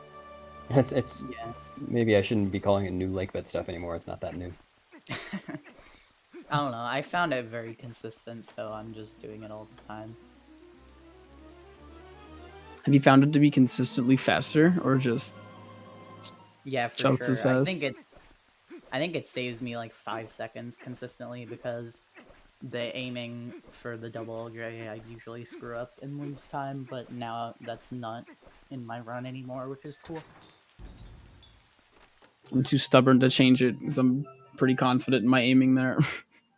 I don't know. Being stubborn to change strats is a thing I used to do, but I really am glad that I stopped doing that. Like, Oh learning no, strats, like, Ethernet voided in castle keep time. me in this game. Yeah, the bonk of doom. Yeah, Zach, I feel like that's an easy thing to fall into with this game just because so little changes. Like, it's easy to just think Yeah, of for sure. this speedrun as a set speedrun and you just have to get good at the thing. Mhm. But yeah, it like pains me when I see people do one bomb and then not like all these other like new strats where you can like add up 15 seconds pretty easily. Sorry. Well, I mean, one bomb is 15 seconds learning one strat. I think that's Yeah, know. but it's RNG Shots heavy. fired. just being efficient. Why learn one strat, or why learn 4 strats to save 15 when I can learn one and save 15? 4 strats shouldn't be hard to learn. That's the point. Like, and also like if you just learn them, they'll be consistent like instantly as long as you got them down. I don't know. Everyone's gonna fail. My counterpoint basically. is that if you're consistent, like how much practice do you have with your old stuff compared to the new stuff that saves 4 seconds, and how much faster could you be with your current stuff? Because I know Yeah. I can save 10 seconds on my Enter Kakariko split. Demon's Gold is 10 seconds faster than me, and I've never even seen any of that time. Enter Kakariko? Yeah, basically the Rupee Roll Gorge Void segment. Oh, okay. At the same time, though, I'm speaking of just like nailing the old strats. I theoretically can get a 253, but maybe some little time saves here and there would be helpful. Playing devil's advocate here, I also haven't learned the new lake bed stuff. So Yeah, you're I don't know, I secretly on just my really side. Let's go. Well, I have a reason, a bad reason, but a different reason for not learning it. It's because I do a different boss key skip setup. And I can't, or like, I don't know how to just kind of eyeball it like everybody else does. And you can't do my setup with the new stuff. Yeah, me too. By my I setup, kind of I mean agree. Skyward. I kind of agree with Ike, but it's partially because I am stubborn as well to learn But new yeah, I don't stuff. know. Once like a bunch of new strats, like after doing them for a decent bit of time, you'll get them consistent enough to save time all the time. Like Yeah. if it's just a small optimization, like you're saying that because you haven't tried it yet. If you like tried it and implemented it, you'd probably get it down in no time. Yeah, To be it's just like fair, anything I have else. tried it. I just didn't like it. Yeah. I mean, I didn't like it at first. I hated it, but I tried it for a long time and then I got it down. I mean, everyone Well, speaking of that, hates... Zach, though, are you still going to go for that final Zant phase stuff? No. 'Cause that definitely screwed you over today. I can't figure it out. I've been trying for a long time. Wait, what? What was he trying to do? Oh, the final Zant phase, you can do a bunch of like cool sword combo things, and they save like a second and a half or so. But like, I fail it every single time. Yeah, I was I tried just very inconsistent. hard to get consistent with strats like that, but sometimes it's just like, no. It's not worth it. Yeah, I am stopping doing it for sure. Thank you for the interview. Hopefully the commentary gave you guys decent stuff. Unlike the last race. Sorry. Love you Yeah, guys. no, you made a 30-minute improvement over your last race. I'm excited to see what happens next. 30 more World's minutes first on the sub chopping 230. block. Oh my god. This is actually 10 minutes faster than any race I've done ever. Nice. Wow, really? Nice. Yeah, my fastest race is a 3:11. What? I'm not very good at racing. I'm not sure what my best race time is. I think it's the 2:57. Yeah, I think it is. But also, like, I do no resets a lot, and my best no reset was for sure a 2:57. I've gotten a few of them, I think. Yeah, my best known reset's also a 2:57. But Oh, is they're that slightly your... different. No, I have two 2:57s. Come on now. Nice. I didn't know that. The callouts. God. Yeah, I'm gonna go now. Thank you for racing, everyone, and Yes, commentating. GG's. Yeah, have a good night, guys. Congrats. on Yeah, your good win. night. Nice playing. Bye. Thank you. And we're back to All Ether. right. It's about to finish, as a matter of fact. Yeah. Yeah, we took a while in that. Just interview chat. Yeah, we here just chatting and Ethernet just beating the game. Somehow it's kind of fun chatting with people who have similar interests. It definitely is. Ball and chain horseback strat? I kind of doubt it. We'll see. Oh, that was an interesting path, though. It's funny, I've seen a few people recently doing horseback Ganon in ways that I've never seen before. Just like following a different path. That was a sharp turn. Yeah. He's been a good horseback. Nice. Can Ether sub 330? Oh my god. Best possible time 250 or 329.59. We'll see. Holy. Or wait, that says current pace. Is that the same as best possible time? I'm not sure. Or is that like maybe using the average for this split? I don't know. No, current pace is not average. I think it takes on your PB or something. Okay. Basil says it is the same as best possible time. Oh yeah. Du kämpfst sehr gut. Apparently Ether kämpft sehr gut this run. Yeah. On Whatever. the final split, it is the same, just because there's only one more split to go. So. Oh, I see. No, he's keeping the glitch where the text box is staying on German. Oh, he's got something. And Oh, yeah, GG. That's a gold. Nice. Nice. GG. Ending with a gold. That's solid. Yeah. Feels good. Yeah.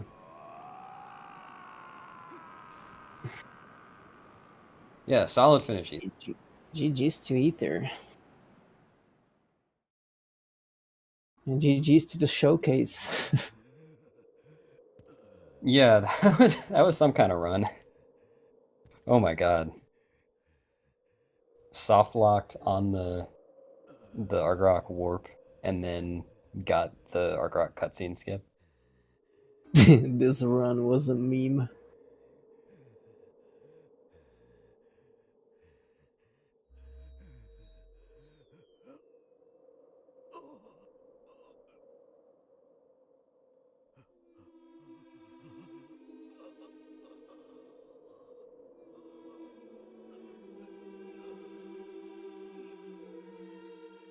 So yeah, it's Ethernet joining us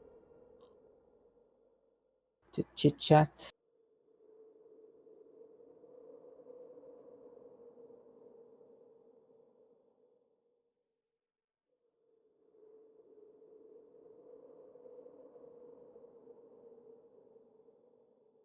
All right, friends.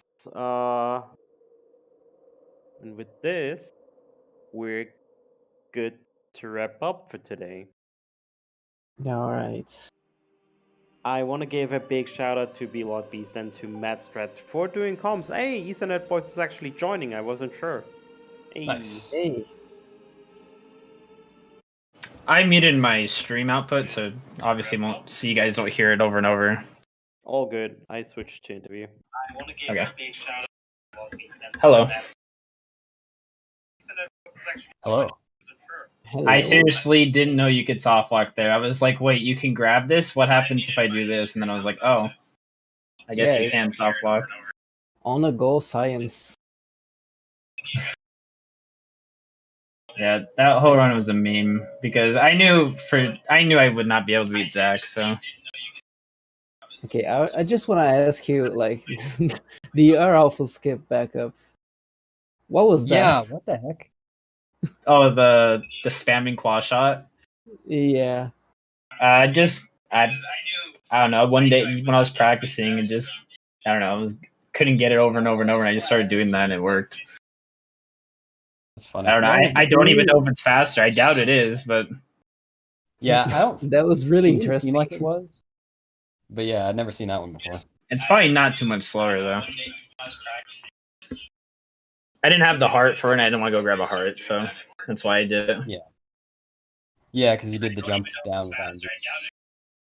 Yeah. Which I'm surprised I got as well.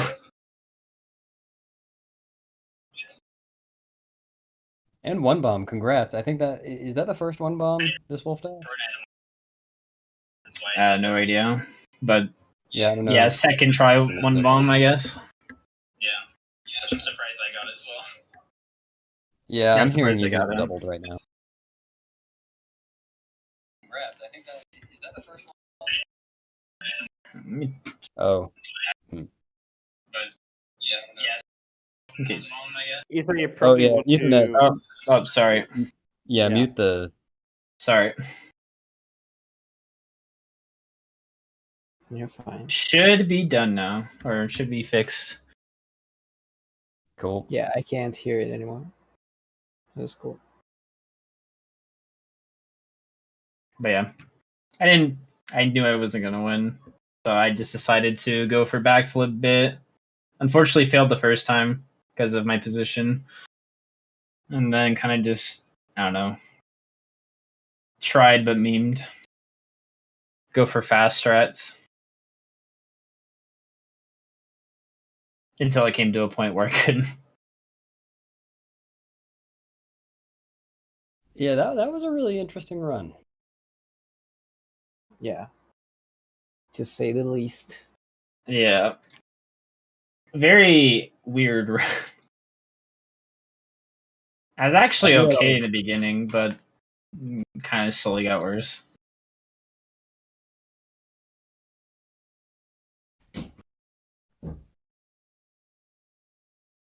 What were you gonna say, Beast? I don't remember.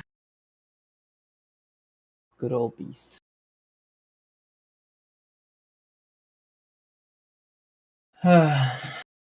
Yeah, well, GG to everyone. Sucks that Pheenoh had to quit.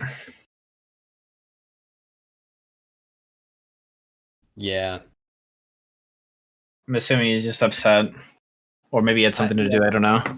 Yeah, I assumed he had something. But yeah, I mean that's an easy one to get upset by, especially just because he had failed the boss key skip right before that twice, I think. Yeah, it's unfortunate. Yeah. Looks like Ike is now pulling up Wind Waker. Nice. Interesting. Yeah, we're just gonna watch Ike now. Yeah, apparently.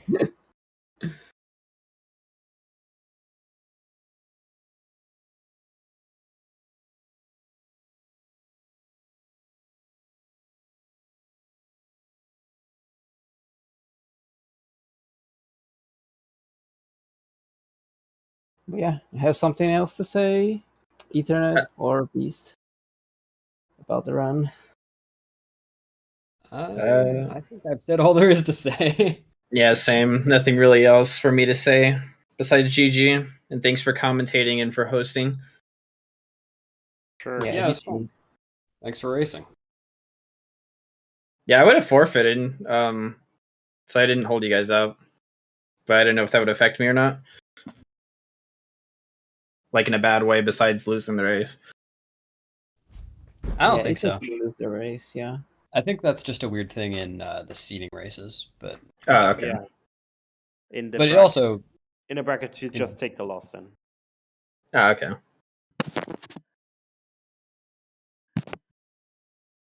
All right then. I want to thank you all for watching. Thank you again to our commentators. And we're gonna be back in the next few days with the next matches. Tomorrow with plenty of stuff. You all know the drill. It's weekend time, so it's like 40 streams one weekend. Apparently, right now. I hope you all enjoyed it. It's 4 a.m. in the morning, so I'm gonna go to bed. oh my god. Yeah, thanks for hosting, Chris. Sure thing. Take care, everybody, and see you soon. Yeah, take Yep. care. See ya. Take care, everyone. Good night.